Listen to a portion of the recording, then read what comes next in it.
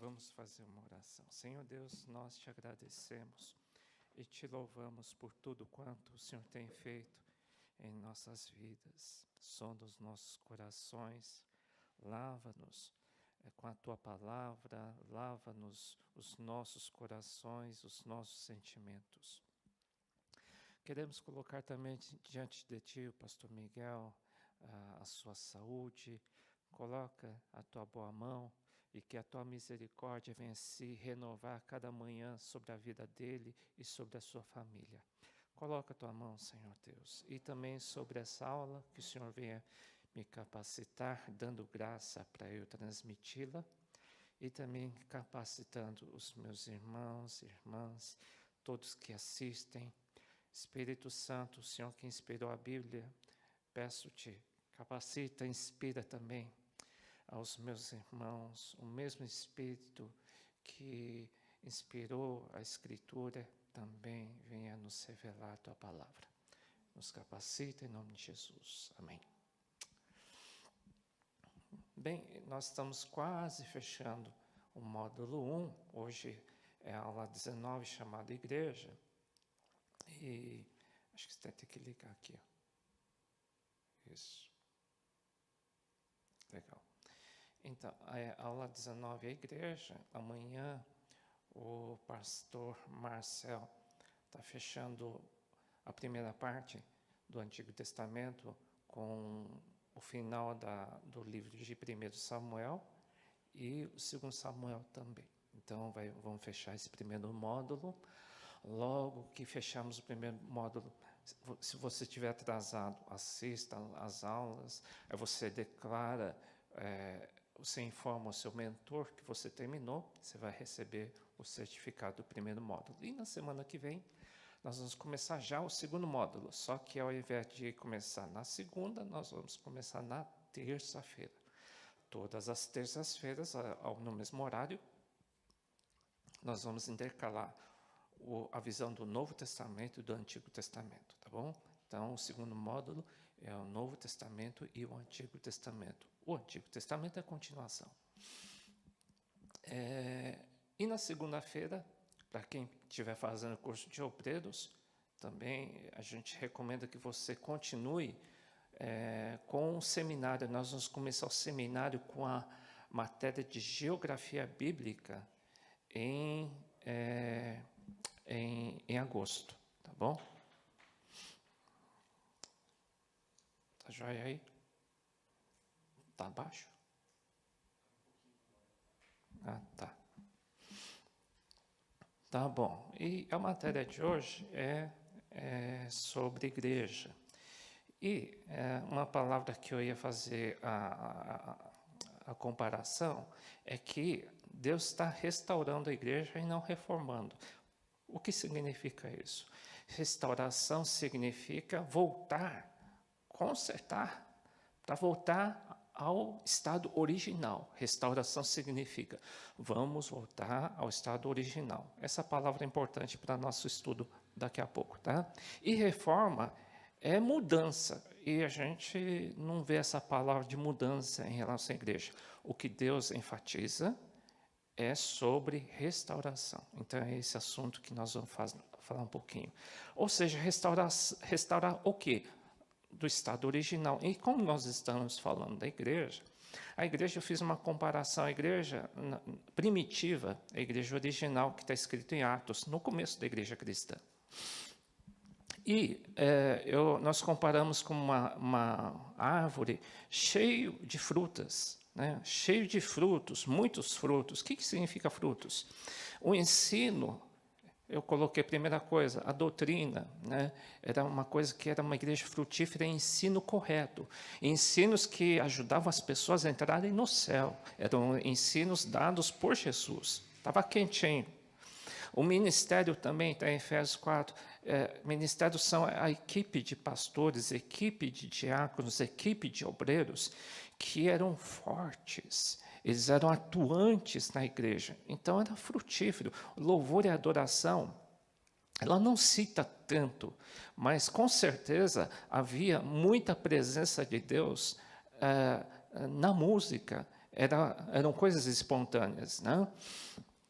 Os dons espirituais, que era o sobrenatural, existia muita manifestação sobrenatural de Deus, sim, havia muita profecia, muita cura, ressurreição, né? Existiam cura de lepra naquela época, e esse tipo de sobrenatural acontecia de fato, profecias, né?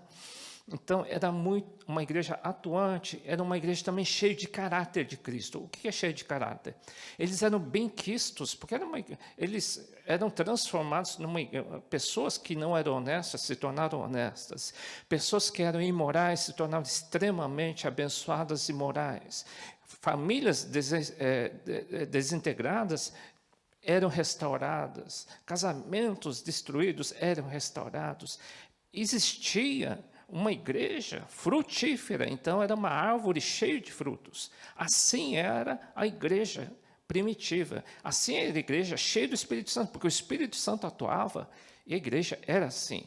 Tanto é que as pessoas se convertiam porque todo mundo queria aquilo que eles estavam vendo. Tá? O pedaço do céu estava na igreja, que é a visão original. Depois de alguns anos, os ensinos começaram a diminuir. Os homens começaram a inventar algumas coisas. Eu vou dar até um exemplo. O batismo das águas, originalmente, todos mergulhavam. O batismo significa mergulho. E 200 anos depois, apareceu o nome chamado pedobatismo, ou seja, batismo através dos pingos. Né? Eles não mais praticavam as coisas originais que aconteciam na igreja primitiva. Os milagres começaram a desaparecer, as profecias começaram a desaparecer, a oração começou a desaparecer, o jejum começou a desaparecer. Alguns anos depois, foi desaparecendo. Eles tentaram até segurar alguns ensinos, mas foi diluindo, os louvores foram diminuindo, as pessoas não cantavam mais, as pessoas não buscavam mais a palavra de Deus, foi diminuindo ao longo dos anos. 50 anos passando, 100 anos, 200, 300, e foi diminuindo. E a igreja caiu na idade das trevas. Né? A ênfase a buscar a Bíblia, não existia nem ênfase em buscar a Bíblia, as pessoas nem sabiam como entrar no céu. Eles não tinham essa oração de aceitar Jesus, eles não sabiam o que era novo nascimento, não tinha mais batismo das águas, muito menos batismo do Espírito Santo, expulsação de demônios, não existia mais, cura não existia, não fazia parte da cultura deles, porque eles nem liam mais a Bíblia. Né? E o caráter? Perdeu-se caráter. A igreja se tornou o quê? Uma fonte de negócios. Né? Bom, assim se tornou uma igreja sem frutos. Aí colocamos aí uma árvore sem frutos e seca.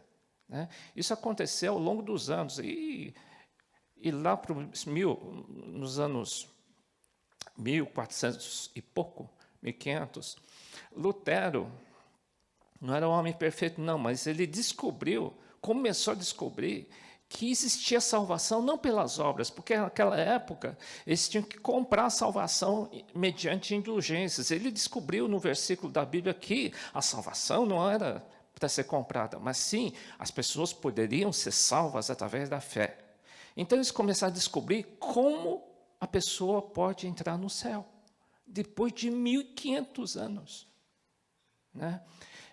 Mas eles não sabiam disso, não está escrito na Bíblia? Sim, mas eles não liam mais a Bíblia. O batismo das águas era inexistente.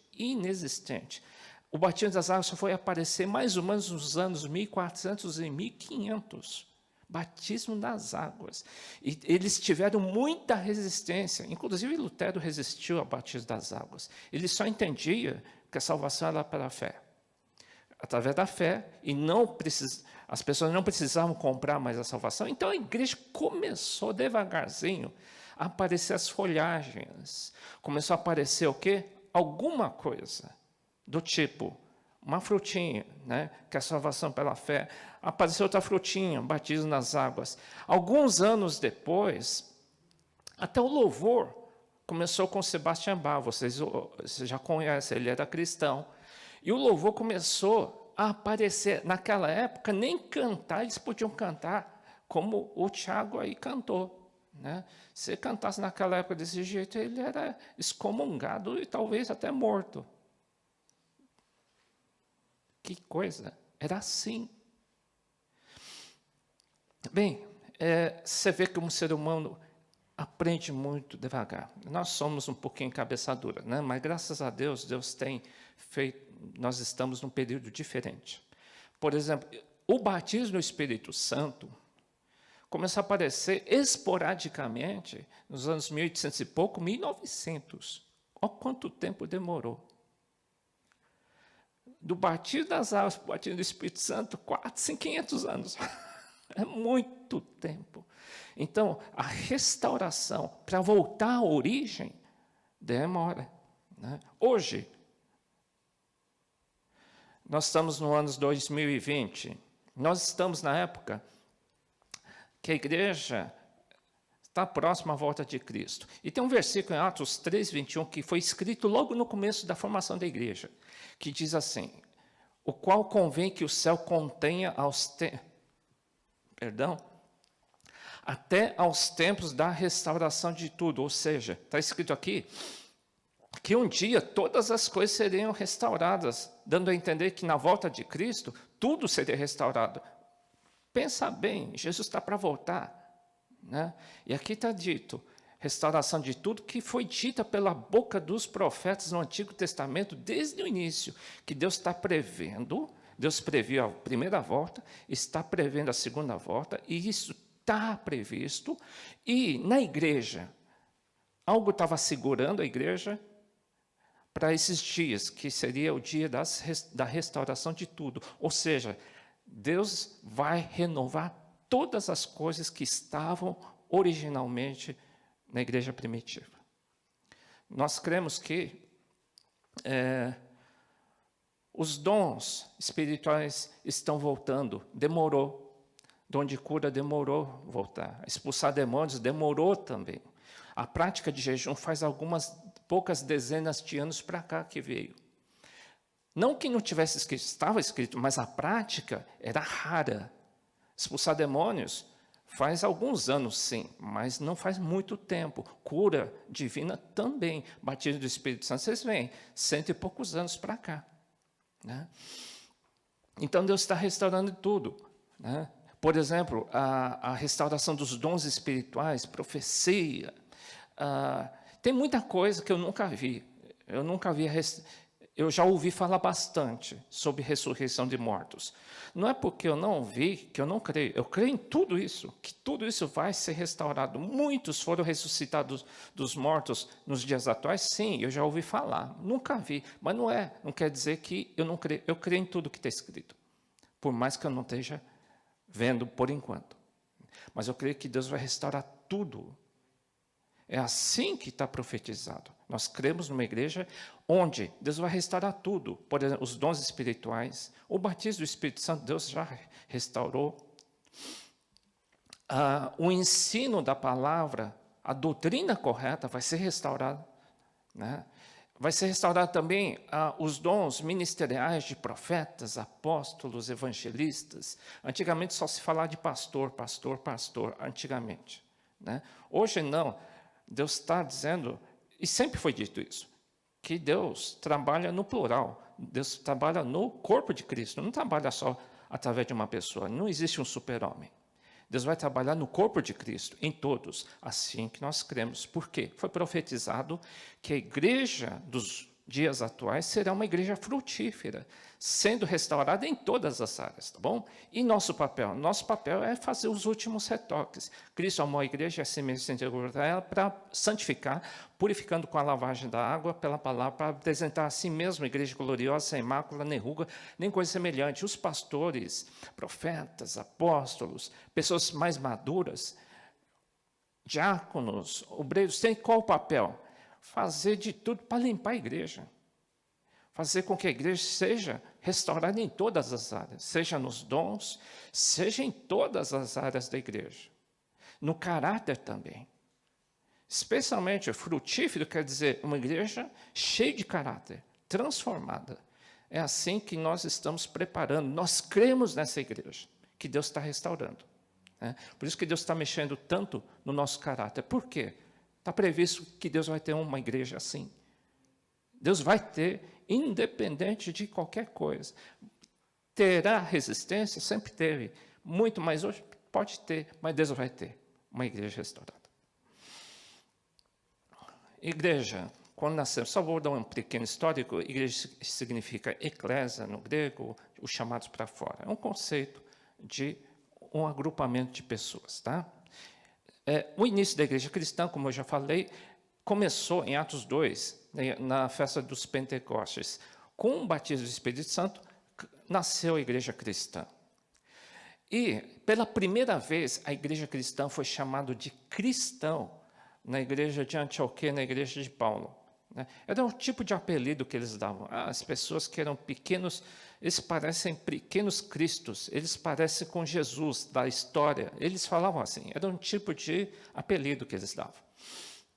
Essas pessoas parecem Jesus, né? Então, era um tipo de elogio, talvez. É porque eles identificavam que eram pessoas parecidas com Jesus. Bem, e hoje, e se alguém perguntar para nós, e nós, como que nós nascemos? Nós podemos dizer, nós começamos na igreja em Atos 2. Nós não vamos inventar nenhuma igreja diferente. Nós não vamos inventar nenhum ensino diferente. Hoje, nós somos somente uma continuação da igreja que começou há 2000 anos atrás, tá? Somos somente uma continuação daquilo que Deus começou, que o Espírito Santo começou em Pentecostes, tá? Somos uma continuação e o nosso modelo é a igreja primitiva. Como que ela cresceu? Ela cresceu porque o Espírito Santo estava lá e os dons faziam a igreja crescer, tá? E também o fruto, dons e frutos. Os dons é a manifestação de milagres. E 2, o fruto é o caráter. Eles eram uma igreja de caráter. Tá? Caráter de Cristo, bondade, benignidade, mansidão. Eles eram justos, honestos. Era uma igreja cheia de caráter de Cristo, como Cristo. Né? E isso fez com que a igreja crescesse muito. Eu fiz uma nota e uma observação aí. Nós, como igreja, nós não somos cessacionistas, ou seja, nós não cremos que os dons cessaram e ficaram para o passado. Nós cremos que os dons é para hoje. Cremos numa igreja que vai ser restaurada, que os dons vão ser restaurados, que a libertação vai ser restaurada, que os casamentos serão restaurados, que as famílias serão restauradas, que tudo é restaurado através do Espírito Santo. Nós cremos em toda a Bíblia. Tá? Qual a base doutrinária da igreja cristã nossa? Nós somos edificados sobre o fundamento dos apóstolos e profetas, de que Jesus Cristo é a pedra principal de esquina. Ele que sustenta a igreja, através do fundamento dos apóstolos e profetas. Que é isso? É do Velho e do Novo Testamento. Nós cremos na Bíblia, no Novo e no Velho Testamento. Mas não são os apóstolos de hoje que fundamentam a doutrina? Não. São os apóstolos do Novo Testamento que nós cremos que é o ensino deles. Os apóstolos hoje eles só confirmam ou interpretam aquilo que já está escrito. Nada de inventar uma doutrina nova. Tá? Isso aconteceu nos anos passados, na época de trevas, eles não davam ênfase à Bíblia. Aquilo que a igreja falava era mais forte que a Bíblia. A Bíblia era colocada em segundo plano. O que comandava era o clero. O clero dizia uma coisa que estava fora da Bíblia, era mais importante que a própria Bíblia. Não é assim. Nós não cremos isso. Nós cremos que a palavra de Deus é que comanda. Cremos que a Bíblia é a palavra de Deus e não contém a palavra de Deus. Tá? Nós não vamos interpretar a Bíblia dizendo assim, isso aceito, isso não aceito. Não, nós cremos que toda a Bíblia é a palavra de Deus. Tá? Ela é inspirada por Deus. E diz, em 2 Pedro 1, 20 e 21 diz... Sabendo, primeiramente, isso, que nenhuma profecia da Escritura é de interpretação pessoal. A Bíblia não pode ser por interpretação pessoal. Eu acho isso. Eu penso assim. Não. A Bíblia independe daquilo que eu penso, não penso. Ela é desse jeito, ela se autoexplica. Né? E nós não podemos fugir da interpretação. A Bíblia exige duas coisas. Uma precisão na interpretação da Bíblia, estudo, sem dúvida. E segunda coisa, entender o sentimento que está atrás da Bíblia, que só o Espírito Santo pode dar para aqueles que têm o Espírito Santo. Sem o Espírito Santo, a pessoa não vai conseguir interpretar de maneira correta, né? Interpretar somente pelo racional não é o suficiente. A Bíblia tem que ser pelo racional e pelo Espírito Santo, tá? E não é por interpretação pessoal, não. Estruturas de igrejas, é só para saber como que funciona, é por curiosidade, né? Como que funcionam as estruturas das igrejas? Alguns perguntam, na Igreja Católica, existem as igrejas tradicionais e carismáticas. Sim, tem igrejas que aceitam o batismo do Espírito Santo e são católicas, tá?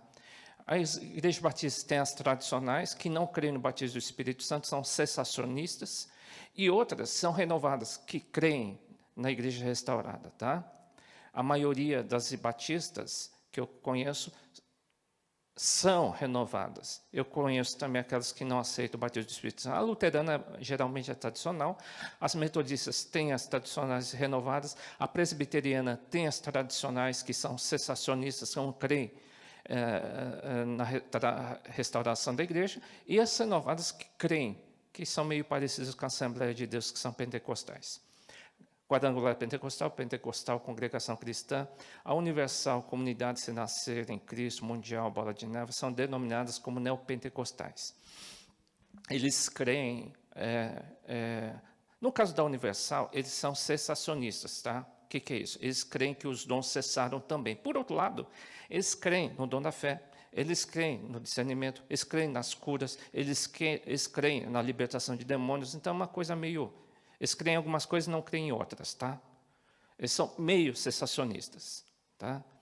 Eles creem na cura, né? Mas não creem na profecia para os dias atuais, né? As adventistas eles dão muita ênfase ao sábado. Existem os adventistas que aceitam o batismo do Espírito Santo. A igreja dos Mormons e Testemunho de Jeová, nós não cremos que sejam cristãos, tá? Porque eles não creem em Jesus como Deus, tá? Então, eles não são exatamente cristãos, a maioria mistura, né? Algumas estruturas de igrejas atuais que eu conheço mais ou menos, tá? A Igreja Batista tem pastores e diáconos e é um sistema democrático, tá? Eles não praticam muito, algumas sim, outras não, o sistema de pastores plural, né? Às vezes é um só pastor e uma equipe de diáconos só. É uma visão antiga, tá? A igreja presbiteriana, eles têm pastores, presbíteros e diáconos. Existe um colegiado, uma equipe de presbíteros, tá? A Assembleia de Deus também tem pastores, presbíteros, diáconos, evangelistas, da nossa terra, para quem conhece. Tem apóstolos, bispos, pastores, diáconos, obreiros. É um sistema de presbitério. Nossa, quando eu disse nossa, é nossa estrutura. Eu coloquei um degrauzinho aí que vocês já viram, eu só estou repetindo, tá? A gente entende que uma pessoa ou é multidão, ou é discípulo, ou a pessoa avança como obreiro, ou a pessoa avança como diácono, ou avança como pastor, ou avança como presbítero, que é o degrau perto de Jesus. Esses números que estão do lado é o caráter, é a característica de cada um. Discípulo tem uma característica, obreiro tem 5, eu estou repetindo, porque para vocês não esquecerem. E o nosso, o alvo principal é Jesus, que tem um coração de servo. Quanto mais a pessoa cresce... Desculpa. Eu vou falar sobre o ministério plural que nós cremos. Uma das coisas que estão sendo restauradas na igreja cristã está em Efésios, tá? De Deus levantar pastores maduros no nosso meio, com especialidades de apóstolo, profeta, evangelista, mestre e pastor. Cada um, mesmo não tendo esse título, um obreiro ou um cristão, ele tem um DNA em seu coração, especialmente, alguns são mais proféticos, alguns têm mais queda no ensino, alguns são mais apacentadores, outros são mais evangelistas, chamam pessoas, falam de Jesus, trazem pessoas para a igreja. É uma natureza da pessoa que Deus deu logo depois que a pessoa teve uma experiência com o Espírito Santo. O Espírito Santo dá uma tendência para a pessoa numa desses 5 caminhos, nós cremos, tá? E nós cremos que esse ministério faz com que a igreja cresça, né? Então, eu vou comentar um pouquinho sobre eles. Esses 5 ministérios, essa mão eu já citei numa outra aula, que o apóstolo coordena, o profeta aponta a direção, o evangelista alcança as pessoas de mais longe, porque é o dedo mais comprido. O pastor tem uma aliança com a igreja, né? E o mestre ensina o caminho certo. Importância da santificação no ministério. Quanto mais o caráter é formado no pastor, ou no obreiro, ou no diácono, quanto mais Deus te transformar, quanto mais você se aparecer com Jesus, mais você vai crescer no Senhor, mais impacto você vai trazer nessa terra, mais impacto uma pessoa traz quando a pessoa é tratada por Deus, quando ela permite que Deus o separe. Do quê? Do pecado, tá? É o que dá mais dor de cabeça. E quanto mais santificação, mais a pessoa é levantada assim. Numa grande casa, há vasos não apenas de ouro e de prata, mas também de madeira e barro. Alguns para fins honrosos, outros fins desonrosos. Alguns vasos, somos comparados com vasos. Alguns são vasos de honra, outros não, né? Se alguém se purificar, será vaso de honra. Ou seja, se você permitir que Deus trabalhe em tua vida, Deus diz, vai ser vaso de honra, para ser usado para a boa obra do Senhor. Então, quanto mais a pessoa permitir ser transformada, quanto mais Bíblia, quanto mais tempo na igreja, quanto mais submissão a Deus, permitir que Deus te trate, né, mais você vai ser levantado por Deus. Com certeza está escrito, tá? E é Deus quem vai dar o crescimento. Então, você não é por questão de capacidade do QI, nem capacidade física, social ou de cor. Independe.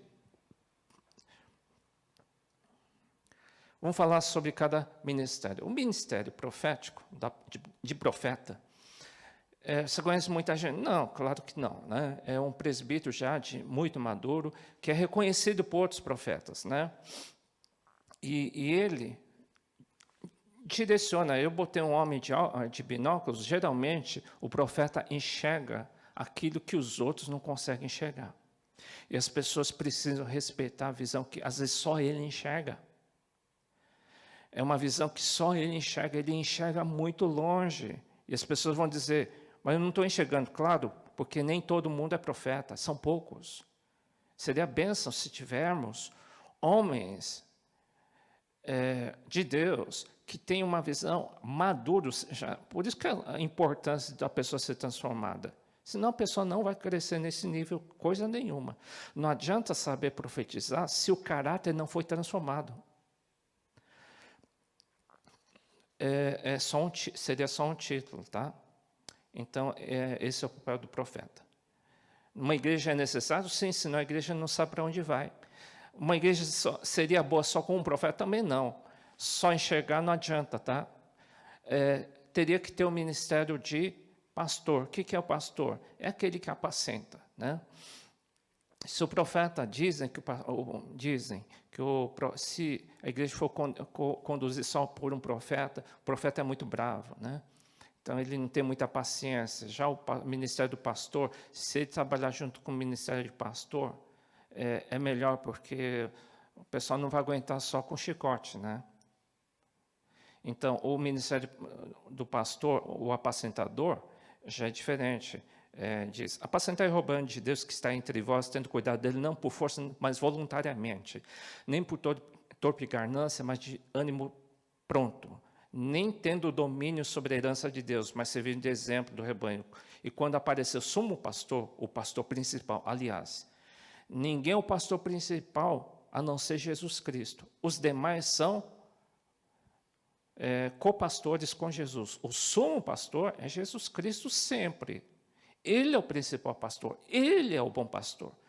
Nós, os demais, somos copastores com Jesus, tá? Então, o pastor apacentador, ele é mais tranquilo, ele é mais legal, tá? É o papel do... E uma igreja só com pastor apacentador, tem um problema que talvez o rebanho não cresça, ele fique sempre infantil, espiritualmente talvez não cresça. Por quê?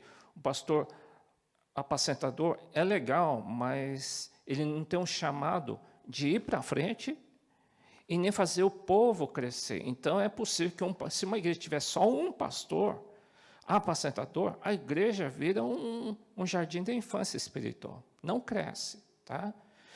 As pessoas vão ficar sempre dependendo do líder, sempre dependendo de uma pessoa. E isso não é o papel do pastor. O pastor faz com que todos cresçam. E se uma igreja tiver só esse apacentador, não é legal. Por isso que o ministério plural é essencial numa igreja. Mesmo que não tenha títulos, mas é importante que tenha alguém mais profético, alguém mais apacentador, outro que seja mais do ensino. É essencial o ensino? Claro que é. Eu botei uma ave chamada águia. E tem uma águia e uma aguinha. Desculpa, eu não pensei nessa. Filhote, né? Tem um filhote aqui em cima. Sabe como essa águia faz? O mestre parece um terror às vezes, né? Uma igreja só com mestre, muita gente não aguenta. Por quê? Às vezes ele bota medo. Por quê? A águia-mãe joga o filhote para ensinar a voar. Sobe lá em cima, solta a águia filhote e que se vire. Porque a natureza dela, ela vai ter que bater as asas. E o mestre, ele tem esse papel de ensinar. Já pensou uma igreja só com apacentador? A águia vai pensar que é galinha. E não vai nem saber se alimentar. Sendo que é uma águia, Deus nos chama para ser águias, tá? Então, o mestre é essencial. Puxa, então o ideal é que tivesse um profeta, um mestre e um pastor, sem dúvida. O evangelista é benção, hein, gente? Eu peguei um pastor aqui, esqueci o nome dele, é o mais famoso que tem. Como chama? Ele faleceu. Billy Graham. É ele que está pregando. Ele evangelizou milhões. Esse ministério é incrível. Ele abre a boca e as pessoas aceitam Jesus. Ele enche a igreja. Tem igrejas que, por causa de as igrejas estão lotadas e lotadas e lotadas. Eles fazem crescer muitas igrejas. Claro que o problema é que se houver só um evangelista, as igrejas podem crescer, mas também pode sair muita gente, tá?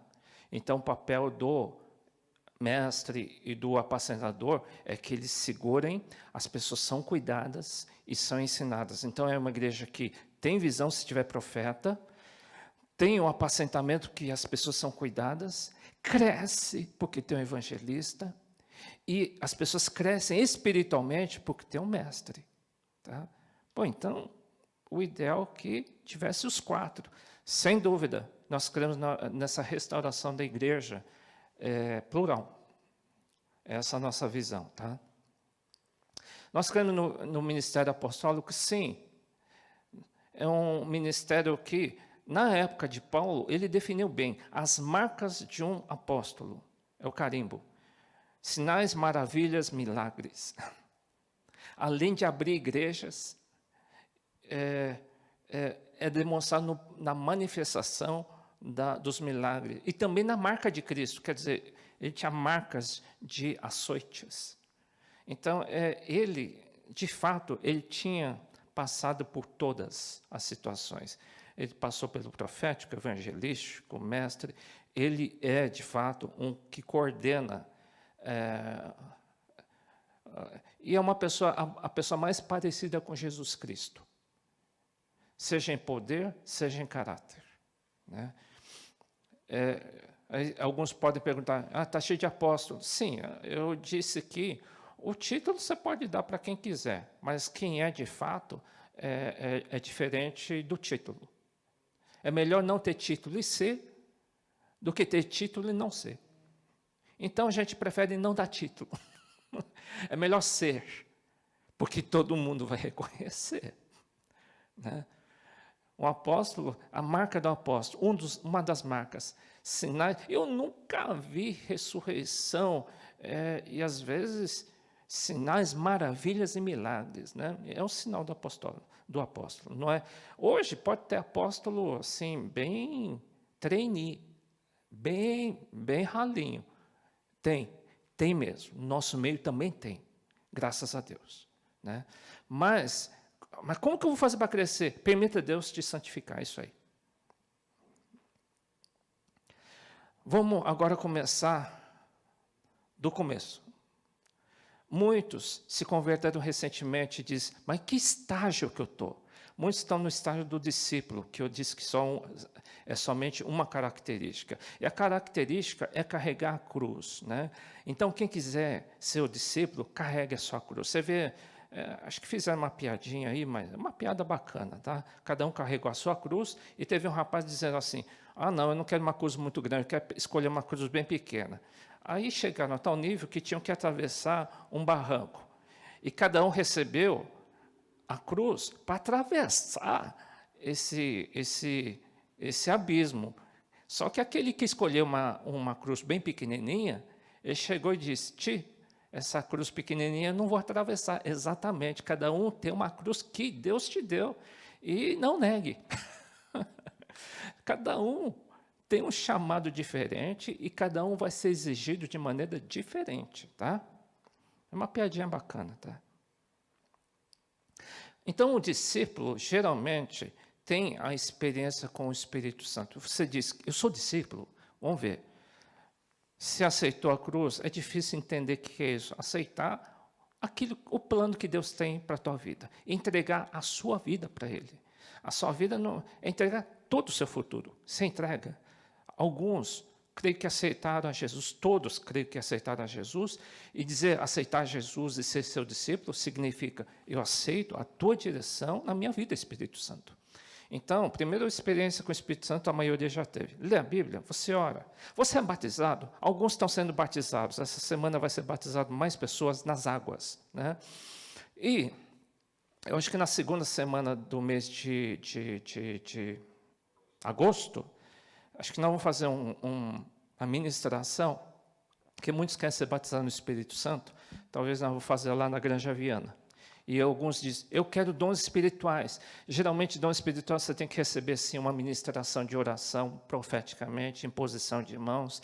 E nós vamos, talvez, nós vamos marcar um dia, no segundo sábado, provavelmente, às 18 ou 19 horas, um culto para a ministração do batismo do Espírito Santo e receber dons espirituais.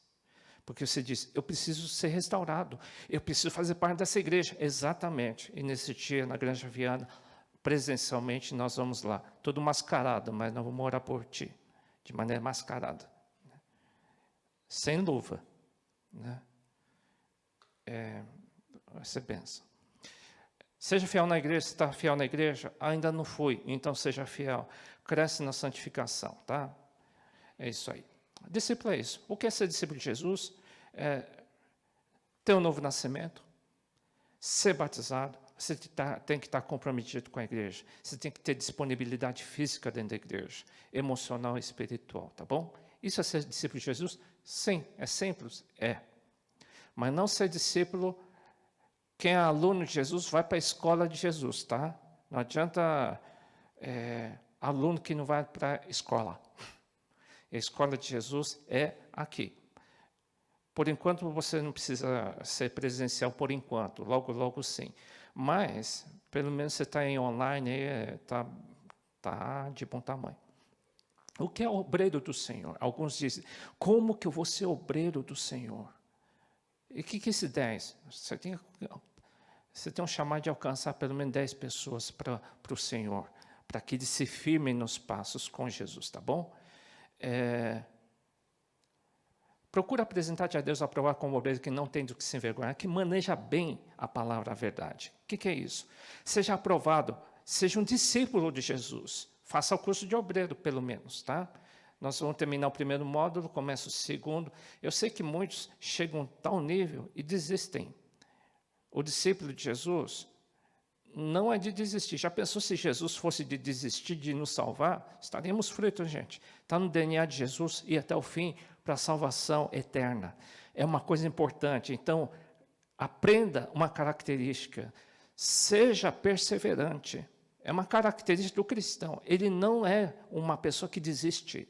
Então, vai até o fim. É um discípulo de Jesus. Ele faz o curso de obreiro, tá? No nosso caso. E não tem do que se envergonhar. Eu coloquei aí alguém que está com vício muito forte, né? Ou coisas que te causem vergonha para você e para o reino de Deus. E Deus queira transformar a tua vida, tá bom? Você esteja aberto para isso. O obreiro é assim, não tem do que se envergonhar. E que maneja bem a palavra da verdade. Nós vamos que Deus nos capacite a te capacitar, a você começar a ensinar, e não só aprender. Primeiro, você tem que aprender a ensinar. Eu não fui chamado para ser professor, mas eu fui chamado para ensinar. Qualquer um tem que ensinar. Você, quando tem uma criança, nasce uma criança, você tem que ensinar teu filho. É a mesma coisa. A ser um homem ou ser uma mulher. Assim também, nós precisamos treinar os filhos que nascerem aqui ao quê? A crescerem e entrar no céu. E outra, você também tem que ter uma quarta característica, tem que ter amor pela multidão. Tá? O obreiro tem amor, é o carimbo de Deus, de um obreiro, qual que é? É o amor para salvar muita gente. É uma característica do obreiro, salvar muita gente. Aí botar um coração e um carimbo. O obreiro carimbado é aquele que ama a multidão. Eu coloquei algumas características de dons que você pode procurar. E para você saber mais ou menos onde é a tua praia. Alguns têm o peso no ensino, outros na exortação, contribuição. Tem gente que tem o dom de dar, tem gente que tem o dom de presidir, tem pessoas que têm misericórdia. Né? Nem todos são iguais, hein? Tem alguns que têm os 9 dons espirituais que você precisa procurar. Para quê? Porque Deus está restaurando a igreja. E uma das coisas é que você tem que ter poder para crescer. Né? Para você fazer a igreja crescer, para você fazer o teu grupo crescer, você tem que ter os dons espirituais. Tá? Era uma maneira que a igreja cresceu, através dos dons espirituais. Tá bom? Tem outros ministérios, né? Apóstolo, profeta, mestre, milagres, curas, socorros, dom de socorrer, dom de governar, dom de variedade de línguas, tá? Esse é o que todos têm que procurar, tá bom? Nem todos serão, talvez, profetas, presbíteros. Não. Esse daí tem alguns que vão ter esse chamado. Tem outros que vão ter o chamado apostólico. Tem outros que vão ter o chamado de pastor e mestre. Sim, mas com certeza tem igrejas que têm, eu falei de algumas igrejas, mas tem igrejas que não creem em muita coisa, mas creem talvez em um dom só, dom da fé. Eu já conheço várias igrejas que têm só um dom. Eles explodem de crescimento, né? Porque eles praticam e permitem que o Espírito Santo age na vida deles. Tá? Então, o que é o seu obreiro? Seja atuante na igreja, procure atuar dentro da igreja em alguma coisa que você tem um chamado. Pergunta, Deus, qual que é o meu chamado? O que eu posso fazer? Começa a se movimentar. Eu vejo irmãos que deixa eu ajudar, eu quero fazer alguma coisa. É por aí, e Deus vai te conduzir. Faça o curso de obreiro e seja aprovado até o fim. Tá? São 4 módulos, é rapidinho. Permita ser transformado pelo Senhor. Não vai ser teimoso e duro em não permitir que Deus te transforme. Deus precisa nos transformar, senão a gente não vai crescer. Você tem que ter amor e ajuda para a salvação de vidas, pelo menos de 10, tá? Como que nasce uma igreja? Como começar uma igreja, né? Eu sei que tem um pessoal aí que está fora de São Paulo, e tem pessoas que estão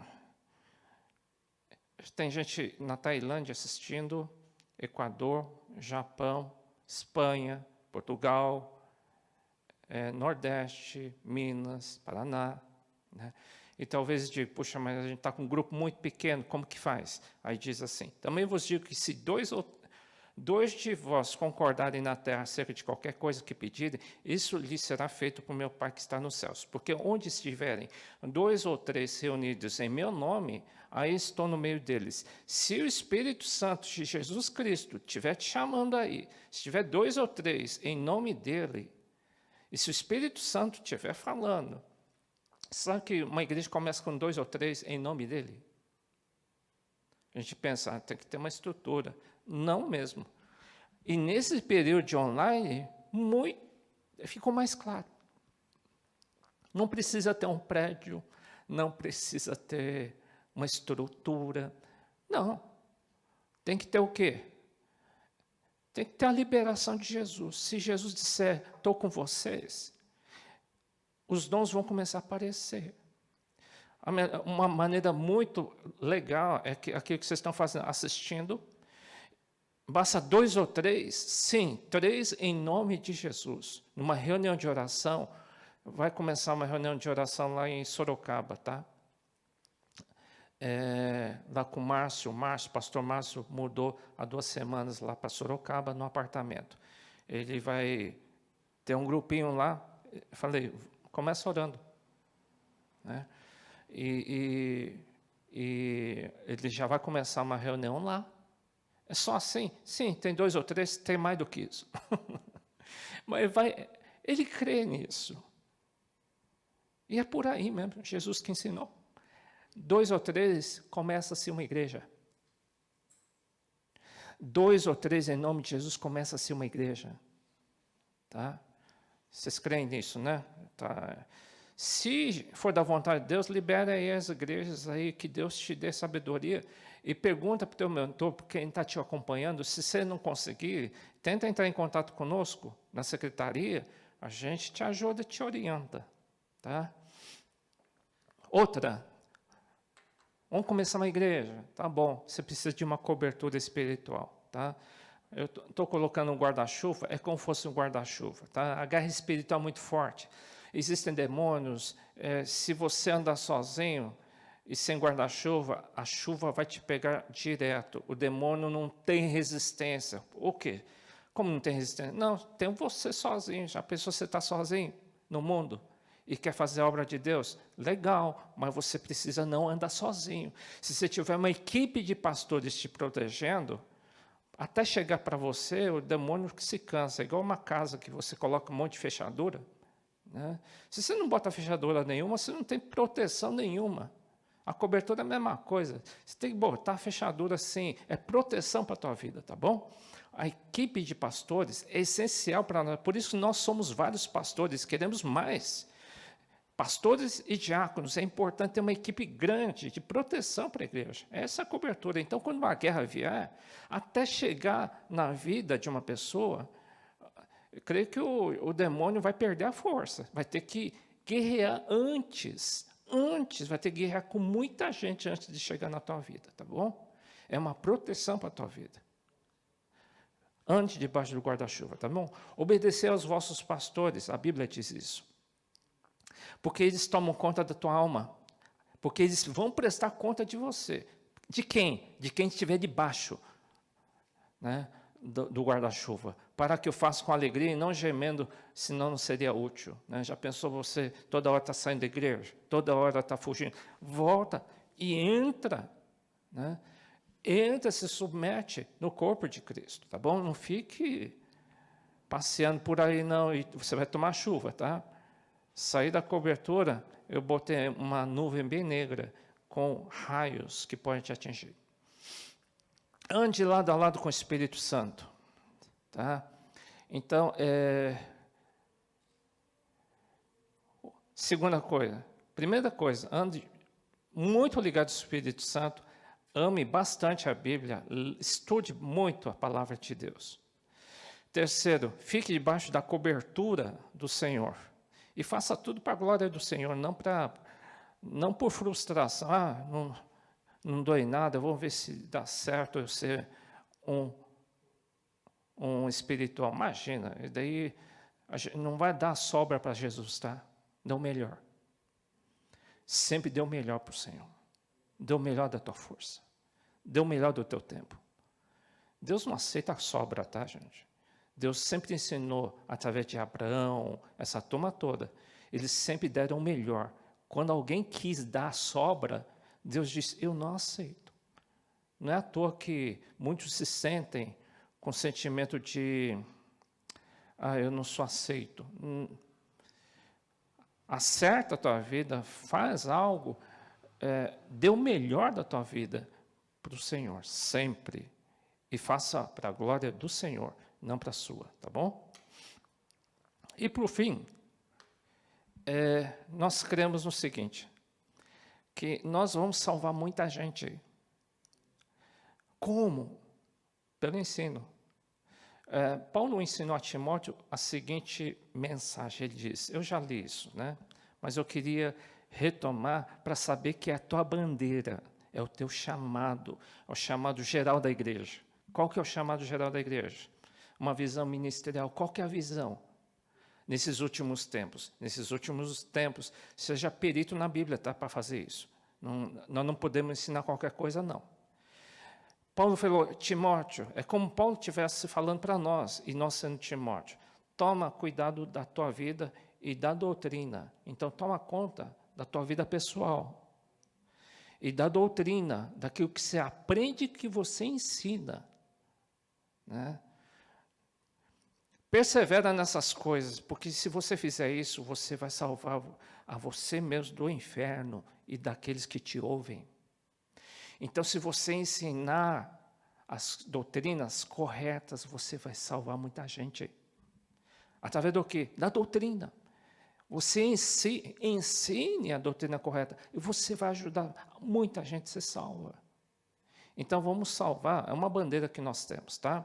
De salvar as pessoas pelo ensino da palavra de Deus. Ensinar correto. Então, aprenda o máximo. A gente está dando todo o material que a gente pode para vocês aprenderem. Por isso que a gente está adiantando até o seminário. É muito avançado? Sim, mas nós cremos que é uma direção, creio que seja do Senhor.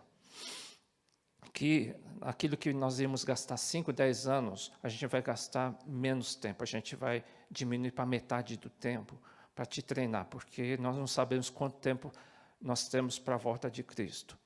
E creio que o Espírito Santo está nos impulsionando para treinar rapidinho nesse ano e no próximo ano. Então, vai ser um intensivo muito forte desse ano e no próximo ano. Vai ser um intensivo muito forte, tá bom? E já comece a colocar em prática, alguns já estão colocando em prática esses ensinos. Estão crendo e já estão colocando em prática, muitos. Tem um irmão aí, ele já está acompanhando aí alguns irmãos fora do Brasil. Né? Ele nunca foi chamado para o ensino, mas ele está utilizando dos instrumentos que ele tem para acompanhar mais do que 20 pessoas fora do Brasil.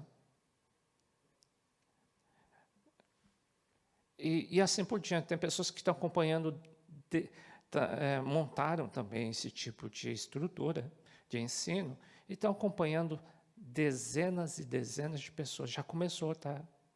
No nosso meio. Então, se o Espírito Santo está te conduzindo, façam, pergunta, consulte na multidão de conselheiros a vitória, tá bom? Amém. Acho que por hoje é só. Então, nós estamos terminando então esse primeiro módulo amanhã. Aqueles que estiverem atrasados, assistam rapidinho, porque as aulas são bem curtas. E o primeiro módulo vai estar terminando amanhã. E a partir de quarta-feira, os pastores e diáconos, obreiros, vão estar começando a enviar o certificado para vocês, tá bom? Deus abençoe, tchau.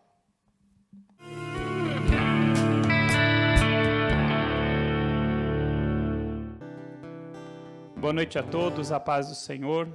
É uma honra estar aqui para poder compartilhar com os irmãos a palavra de Deus. Então, hoje eu vou terminar o conteúdo da aula passada de 1 Samuel. E Ruth, né, eu já dei todo o conteúdo, e depois eu vou passar então para 2 Samuel, tá bom? Então, só chegar no ponto em que nós estávamos, né? Na aula passada eu terminei falando que Deus preparou aquela situação para Davi derrotar Golias, para que Deus exaltasse a Davi perante todo o Israel, para que quando chegasse a hora, né, de Deus ungir a Davi como o novo rei, ninguém questionasse, né? Todo mundo já sabia quem era Davi, todo mundo já sabia que Davi era capaz de ser um bom rei.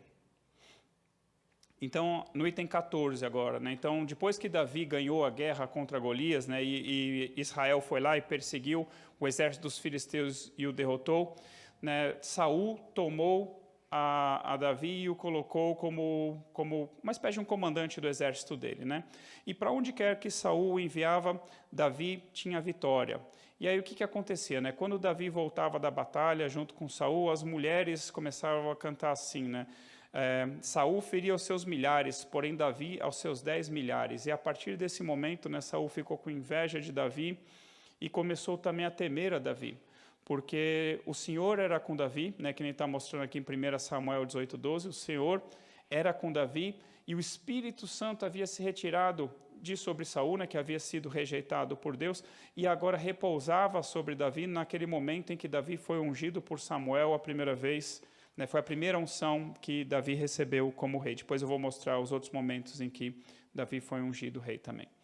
Aí o que aconteceu, né? Saul começou a fazer planos para matar Davi. Então, ele tinha prometido, né, que aquele que derrotasse a Golias, a casa de seu pai ficaria isenta de imposto e ele casaria com a sua filha, né, no caso, sua filha Merabe. Aí, no final das contas, ele deu a sua filha para outra pessoa casar, mas Saul tinha uma filha mais nova chamada Mical, que era apaixonada por Davi, e ele falou assim, vou dar minha filha por esposa para Davi, para que seja laço para ele, não que a filha dele fosse terrível, né? É que Saul pediu um presente, olha, eu quero um presente, Davi, para você casar com a minha filha, eu só quero 100 prepúcios de filisteu. Ele achou que Davi, a hora que ele fosse lá contra os filisteus para pegar esse dote, Davi seria morto pelos filisteus, mas Davi pega e volta com 200, né? E joga ali para Saul, toma aqui, você pediu 100, estou te dando 200, tanto que eu quero casar com a sua filha. E aí ele pensou, Saul ficou pensando em como que ele poderia matar Davi através da espada dos filisteus, né? Então ele mandava Davi para a guerra, talvez para as batalhas mais difíceis, mas o Senhor sempre dava ali vitória para Davi, né? Porque Deus queria exaltar Davi cada vez mais. Mas chegou a um ponto, né, que Saul também estava tão atormentado, né, por um espírito maligno ali da parte de Deus, que o próprio Saul começou a tentar matar Davi, né? Então Davi ele se alimentava ali, tomava as suas refeições junto com Saul, junto com a família de Saul. E aí, em um momento também, Davi estava tocando a harpa, Saul pegou a sua lança, tentou encravar com a sua lança Davi na parede, Davi escapou. Depois, outro dia, comendo, Saul também tentou atingir Davi com a sua lança, e Davi fugiu e escapou da morte essas 2 vezes. Aí Davi resolve fugir, para se salvar. E está escrito, eu coloquei aquela passagem, 1 Samuel 22:2, que se ajuntaram a Davi todos os homens que se achavam em aperto, e todo endividado, e todos amargurados de espírito. Então, só gente boa ali se ajuntando a Davi, mas essas pessoas que se ajuntaram a Davi mais tarde vieram a se tornar um exército grande e poderoso, né? E desses homens, então, cerca de 400 homens se ajuntaram a Davi, essas pessoas viraram o seu exército pessoal, e havia ali uma elite, ali uns 30 mais ou menos, que viraram os valentes de Davi. Depois eu vou comentar em 2 Samuel. Mas é interessante que Davi pastoreou essas pessoas, e essas pessoas se tornaram esse exército de valentes. E durante a perseguição, né, então Saul, demasiadamente enfurecido contra Davi, enxergando em Davi como se fosse uma ameaça ao seu próprio reinado, ele foi atrás de Davi para matá-lo. E em 2 vezes, Davi teve a oportunidade dele matar a Saul. E nas 2 vezes ele temeu, ele falou assim, eu não estenderei a mão contra o ungido do Senhor. Né? Então Deus entregou a Saul 2 vezes nas mãos de Davi, mas as 2 vezes Davi usou de misericórdia para com Saul, e Davi também temeu estender a sua mão contra o ungido do Senhor. Aí depois, ali no item 18, eu coloquei a respeito da morte de Samuel, né? Todo Israel lamentou a morte de Samuel, mas eu acho que a hora que Samuel morre, Saul perde uma referência e Davi também perde uma referência. Né? A importância, né, de um homem que nem Samuel, tanto para Saul quanto para Davi. Aí, durante as peregrinações de Davi, né, longe ali de Saul, ele chega até um lugar, né, onde ele encontra um homem chamado Nabal, um homem próspero. Davi e seus homens guardam tudo que era de Nabal ali no campo, seu rebanho, seus funcionários, nada, não deixa que ninguém os maltrate. E aí Davi pede comida para Nabal, Davi pede algum sustento, e Nabal não somente nega, mas ainda por cima ofende a Davi. Né? Então, Davi vem para matar Nabal e exterminar de sua casa todo homem do sexo masculino.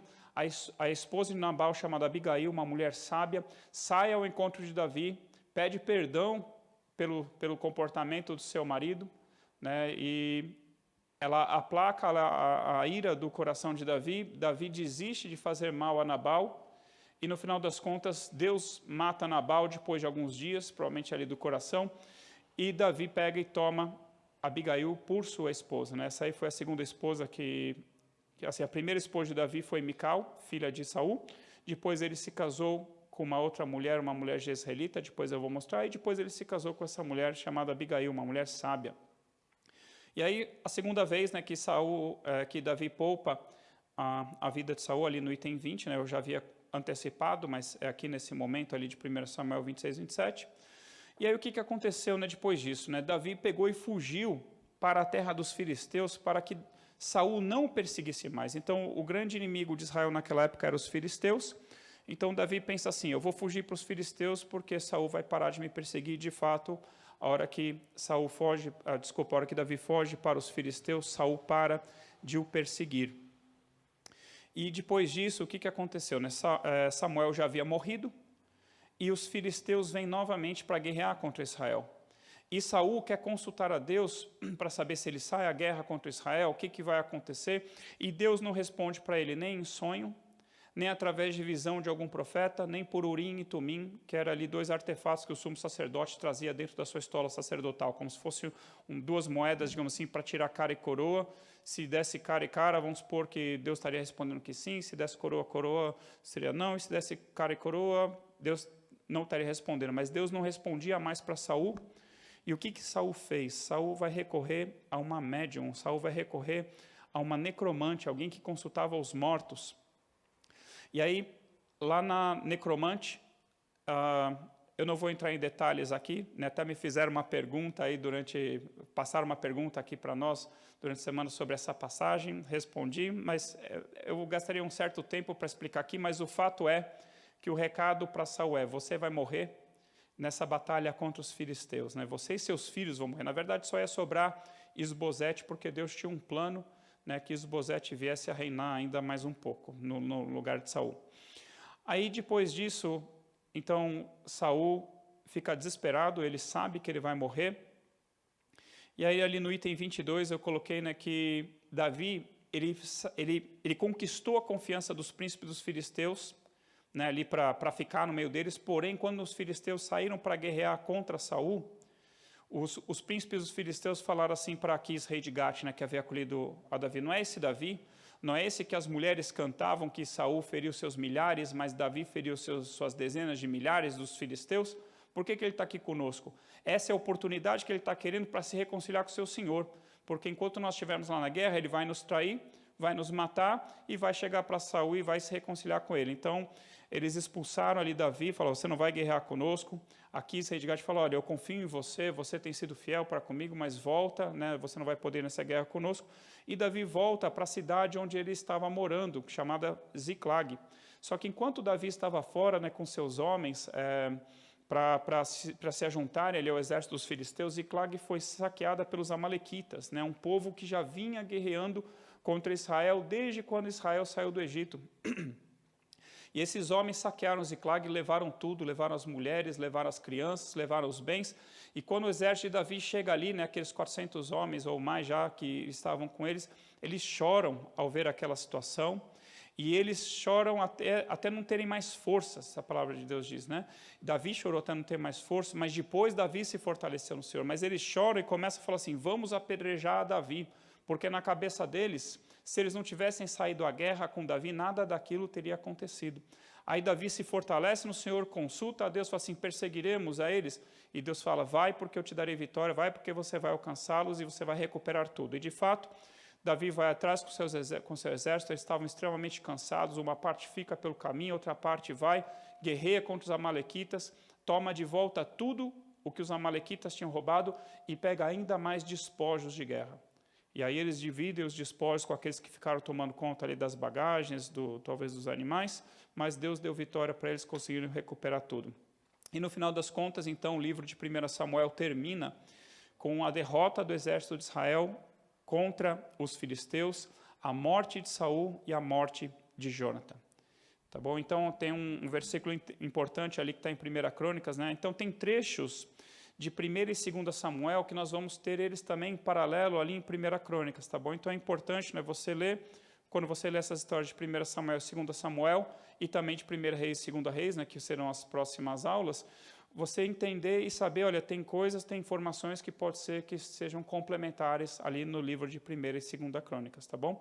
Então está escrito assim, 1 Crônicas 10, 13, 14, assim morreu Saul por causa da sua transgressão cometida contra o Senhor, por causa da palavra do Senhor que ele não guardara e também porque interrogara e consultara uma necromante e não ao Senhor, que por isso o matou e transferiu o reino a Davi, filho de Jessé. Então aqui está falando que Saul, aquilo que eu comentei, né? A Bíblia é um livro histórico, é um livro de fé para nós, mas é um livro histórico, mas por trás da história, Deus está por trás dessa história. E é Deus que influencia o curso da história. Então aqui, não é que Saul morreu porque ele foi para uma batalha contra os filisteus foram mais fortes. Não, Saul morreu porque Deus deu vitória para os filisteus, porque Saul havia se desviado de seguir ao Senhor, Saul havia se corrompido e, por fim, né, Saul consultou uma necromante. Tá bom? Então, comentar rapidinho sobre esses três personagens principais de 1 Samuel, Saul e Davi. Então, Samuel, ele está lá no hall da fama de Hebreus 11, dos heróis da fé. Então, só por aí você já vê que ele é alguém especial. Que nem eu comentei, já ele era juiz, profeta e sacerdote. Né? Ele não era sacerdote exatamente, eu coloquei entre aspas, porque ele não era descendente de Arão. Ele era levita, sim, da tribo de Coate, mas não era da descendência de Arão. Mas acabou fazendo sacrifícios a Deus. Deus aceitou o sacrifício dele. Ele também foi meio que adotado, né, pelo sumo sacerdote Eli. Samuel, ele é a transição do período de juízes para o período da monarquia de Israel. Que nem eu comentei já, ele tinha uma consagração aparentemente inferior à de Sansão. Né? Então, Sansão, assim, se Samuel foi grande perante o Senhor, Sansão deveria ter sido ainda mais, mas não foi. Por quê? Porque não permaneceu firme no Senhor, não manteve a sua consagração, ao passo que Samuel foi fiel ao Senhor até o fim. Tá bom? E assim, o ministério e a importância, né, de Samuel foi tão grande que lá em Jeremias 15:1, né, quando Deus fala assim, olha, ainda que Moisés e Samuel se colocassem diante de mim, intercedendo por esse povo, eu não os ouviria. Mas Deus coloca Samuel no mesmo patamar que Moisés, só para nós vermos a importância, né, de Samuel. Saul reinou por 40 anos sobre Israel, né, essa informação está lá em Atos capítulo 13. Saul foi escolhido por Deus e foi ungido por Samuel.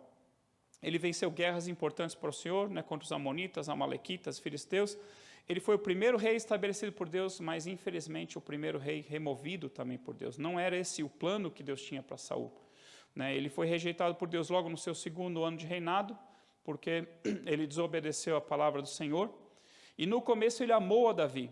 E depois, quando viu que Deus o exaltava Davi, passou a persegui-lo e a querer matá-lo. Eu mandei uma versão, acho que mais atual disso para os irmãos, tá bom? Depois eu confirmo, tá? Eu coloquei as passagens sobre essas coisas, tá bom? Mas não tem problema, o conteúdo é praticamente o mesmo.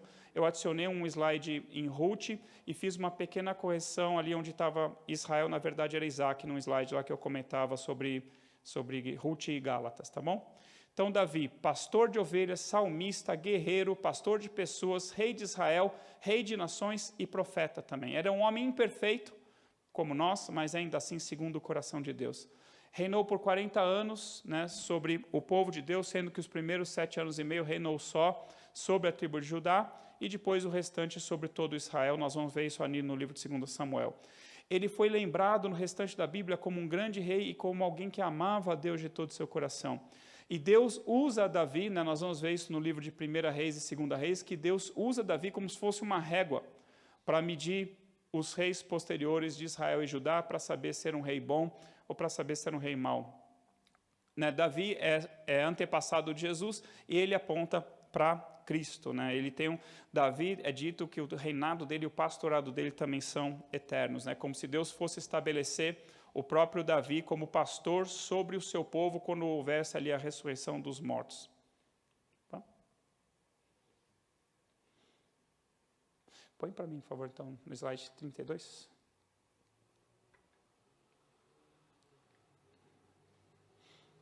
Isso, tá ótimo. Tudo bem, então essa aqui é a versão mais atual, né? Vocês já receberam, aí eu passei no WhatsApp, tá bom? E se alguém não está no grupo do WhatsApp, se alguém não recebeu o material, manda um e-mail ali para a secretaria da igreja, o pessoal te passa, tá bom? O conteúdo é praticamente o mesmo, eu só acrescentei algumas referências e dei alguns destaques, tá? E fiz uma pequena correção e uma pequena adição. Então, aqui uma breve comparação sobre Saul e Davi. Os dois foram escolhidos por Deus. Os dois foram ungidos por Samuel. E os dois pecaram. E aos nossos olhos, o pecado de Davi é muito mais grave. Né? Os pecados de Davi vão aparecer lá no livro de 2 Samuel. Aos nossos olhos, né, o adultério de Davi, e ele mandar Urias para a morte, um homem que era da sua confiança, do seu exército ali, dos valentes de Davi, para nós é muito mais grave aos nossos olhos do que os pecados de Saul, mas não aos olhos de Deus. Então, Saul era o mais alto e talvez o mais belo e o mais forte de Israel. Davi era ruivo, de belos olhos, boa aparência, forte, valente, homem de guerra, sisudo em palavras e um homem segundo o coração de Deus.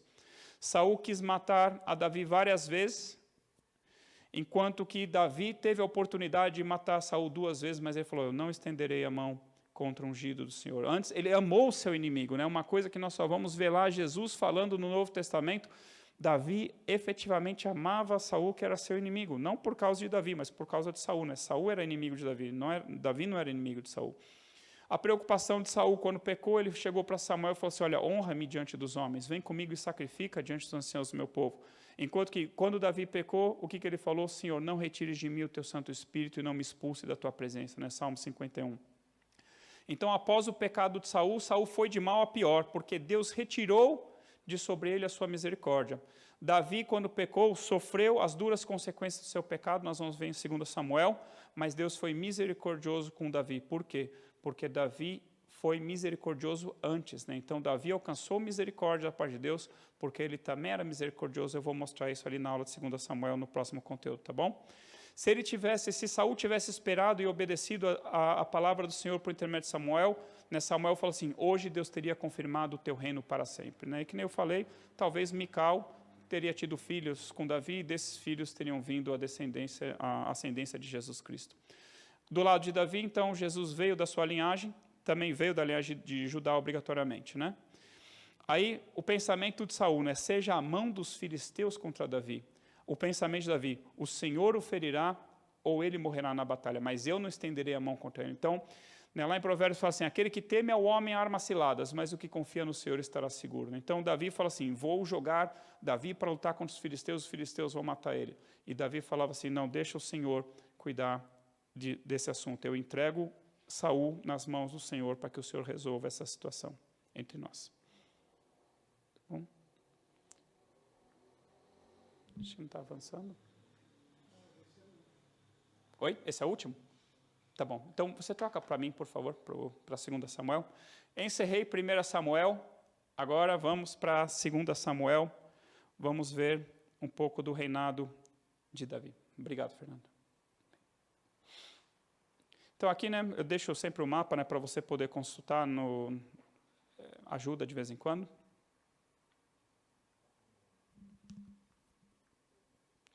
Então, Davi, eu coloquei aqui, né, aquele currículo dele, né, pastor de ovelhas, salmista, guerreiro, pastor de pessoas, rei de Judá, rei de Israel, rei de nações e profeta. E uma observação, a graça e a misericórdia do Senhor eram sobre ele. Aqui eu coloquei 3 passagens, né, a primeira mostrando que o Messias viria de Judá, isso é uma profecia de Jacó sobre seu filho Judá. A segunda profecia, já nos tempos de Isaías, né, falando que da descendência de Jessé, mais especificamente da descendência de Davi, viria Jesus Cristo. Em Atos capítulo 13, né, o apóstolo Paulo falando, citando a passagem do Antigo Testamento, achei Davi, filho de Jessé, homem segundo o meu coração, que fará toda a minha vontade. E da descendência desse, conforme a promessa, Deus trouxe a Israel o Salvador, que é Jesus. Então, 3 passagens, uma mostrando que o Messias viria de Judá, que o Messias viria ali da linhagem de Jessé, de Davi, e a concretização disso, tá bom? Lembrando, né, que Davi, filho de Jessé, filho de Obed, filho de Rute com Boaz, sendo que Boaz, filho de Salmão com Raabe, e Davi da descendência de Judá. Né, aquelas 2 mulheres especiais que eu comentei na aula passada. Falando um pouco sobre a família de Davi. Davi era o 8º filho de Jessé, né, o mais velho Eliabe, eu coloquei ali da esquerda para a direita, né, do mais velho para o mais novo. Eliabe, o mais velho, Abinadab, o segundo, Simeia ou Samá, o terceiro. Esses 3, quando Davi é ungido rei por Samuel, diante dos seus irmãos, esses 3 eram os únicos que provavelmente tinham acima de 21 anos, porque eles eram os únicos que serviam no exército de Saul. Né? Logo no capítulo seguinte, então, Davi é ungido rei por Samuel, em 1 Samuel 16, perdão, e logo no capítulo seguinte vem o desafio de Golias, né? E você vê lá que Eliabe, Abinadab, Simeia e Samá estão no exército de Saul. E Jessé manda, inclusive, Davi ir até o campo de batalha para ver se seus irmãos estavam bem, manda lá fazer um agrado ali para o comandante do exército, talvez para não colocar os filhos dele ali na frente da batalha. Mas aqui é só para eu chegar mais ou menos numa conta que quando Davi foi ungido rei sobre Israel, provavelmente ele devia ter no máximo uns 15 ou 16 anos. Pode ser que tivesse até menos. E aí, depois, mais para frente, nós vamos ver que Davi começa a reinar com 30 anos. Então, o que eu quero mostrar com isso? Que do momento em que Davi foi ungido por Deus, rei sobre Israel, até efetivamente ele se tornar rei, devem ter se passado talvez uns 15 anos. Então, se hoje você receber uma palavra do Senhor, olha, você tem um chamado para ser apóstolo, ou para você ser profeta, ou para você ser evangelista, para você ser pastor ou mestre, não quer dizer que amanhã você vai falar assim, pastores, me deem licença porque eu cheguei, Deus me falou ontem que eu sou o grande pastor agora desse ministério. Não, espera o tempo de Deus se cumprir, espera o tempo no natural também, tá? Vai chegar o momento em que Deus vai falar assim para você, é agora, tá bom? Então, isso serve para nós também, para nós sabermos esperar o tempo de Deus na nossa vida, ainda que hoje Deus te dê uma palavra, tá bom? Então, Davi teve esses irmãos, há um irmão ali que não é citado nominalmente, talvez seja um tal de Eliú, citado em 1 Crônicas 27, 18, não importa muito, e Davi teve 2 irmãs, Zeruia e Abigail. E é interessante, né, que eu coloquei essa informação porque Joabe, Abisai e Azael são sobrinhos de Davi, e esses homens vão fazer parte do exército de Davi, sendo que Joabe vem a ser o comandante do seu exército. Então, ali está tudo em família, né? O exército de Davi está tudo em família, mas Joabe tem um papel muito importante em 2 Samuel, não necessariamente um papel bom, e a Amasa também vai aparecer. Então, só para você assim, guardar mais ou menos esses nomes, né? Depois você olha com calma. E o nome da mãe de Davi não é citado na Bíblia, né? Mas segundo o Talmud, o nome da mãe de Davi, Talmud ali é a tradição ali dos judeus, a mãe de Davi se chama Nitsevet, tá bom? Alguma coisa assim, tá? Só coloquei por curiosidade, a Bíblia não diz com clareza, então nós não podemos afirmar com certeza, tá bom? Então eu falei da família, assim, do pai e dos irmãos de Davi. Agora, os filhos de Davi. Davi, a primeira esposa de Davi foi Mical, mas eu não coloquei Mical aqui porque Mical não teve filhos com Davi toda a sua vida. Então, a primeira mulher com quem Davi casou foi Ainoã e Abigail. Essas 2, Davi casou enquanto fugia de Saul, tá bom? Ele já havia casado com Mical, Mical ficou em Jerusalém, e Davi fugiu, né, em Jerusalém não, em outra cidade, agora não lembro. Mas Davi fugiu e durante o tempo que ele ficou foragido, casou com essas 2 mulheres. Depois, quando ele assume o seu reinado, ele casa com Maaca, filha de um rei de Gesur, Hagite, Abital, Eglá. E desses filhos, esses filhos nasceram em Hebrom, Aminon, Quileabe, Absalão. Eu coloquei ali a ordem, né, com que a Bíblia mostra com que eles nasceram. Isso é importante no sentido assim, teoricamente, o filho primogênito de Davi deveria herdar o trono quando ele morresse, tá bom? Mas nós vamos ver que por causa do pecado de Davi as coisas mudaram bastante. Então, depois, Davi casa com uma mulher chamada Batseba, que ela é ex-mulher de Urias, eu vou contar essa parte também. E de Batseba vem Salomão, e Salomão vai ser quem efetivamente vai herdar o trono de Davi.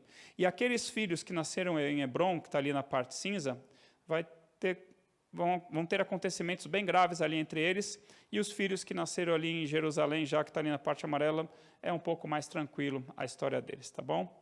Então, só para vocês entenderem, né, porque esses nomes vão aparecer em 2 Samuel bastante, e aí se você não olhar isso dessa forma, se você não fizer esse desenho, fica meio complicado ver quem é quem. Então, aqui o panorama de 2 Samuel, né? Primeiro capítulo, Davi recebe a notícia da morte de Saul e de Jonatã. Davi chora por Jonatã, principalmente, que era seu amigo e irmão, né, digamos assim. Chora por Saul e chora pelo exército de Israel que foi derrotado diante dos filisteus. E aí, do capítulo 1 até o capítulo 10, nós vemos Davi antes dos seus grandes pecados. E depois, do capítulo 11 para frente, nós vamos ver os grandes pecados de Davi e as consequências dos seus pecados. E aí, do capítulo 5 adiante, né, então, Davi ungido rei sobre Judá, mais ou menos do capítulo 2, capítulo 4, e do capítulo 5 para frente, Davi já havia sido ungido rei por todo Israel. Então, aqui comentando brevemente, né, sobre a história de Davi. Então, como eu comentei, Davi recebeu a notícia da morte de Saul, de Jonatã e da derrota de Israel, e aquele homem que veio trazer a notícia era um homem amalequita, e Davi perguntou assim, como é que você sabe que Saul e Jonatã morreram? Ele falou assim, eu mesmo os matei, porque Saul, ele viu que estava ferido de morte, e ele chegou para mim e falou assim, olha, vem aqui e me mata para que os filisteus não me capturem com vida, né? Davi manda matar esse homem e fala assim, você acha que você está trazendo para mim boas notícias? Você não temeu levantar as mãos contra o ungido do Senhor, você não temeu matar o ungido do Senhor, então pela sua própria boca você vai morrer. Se ele falou a verdade ou se ele mentiu, né, lá em Crônicas dá uma versão um pouco diferente, pode ser que ele tenha mentido achando que assim ia arranjar favor de Davi, mas o fato é que ele morreu por aquilo que ele falou, por ter falado, fui eu que matei o ungido do Senhor. Depois disso, né, Davi é ungido rei sobre Judá, enquanto que Isbosete, filho de Saul, é ungido rei sobre Israel. Então aqui nós vemos uma divisão entre Judá, né, a família de Davi, e o restante de Israel seguindo ao filho de Saul. E aqui nós vemos o segundo momento em que Davi é ungido rei, né? Ele foi ungido rei lá em 1 Samuel, pelo profeta Samuel, aqui ele é ungido rei pelo povo de Judá.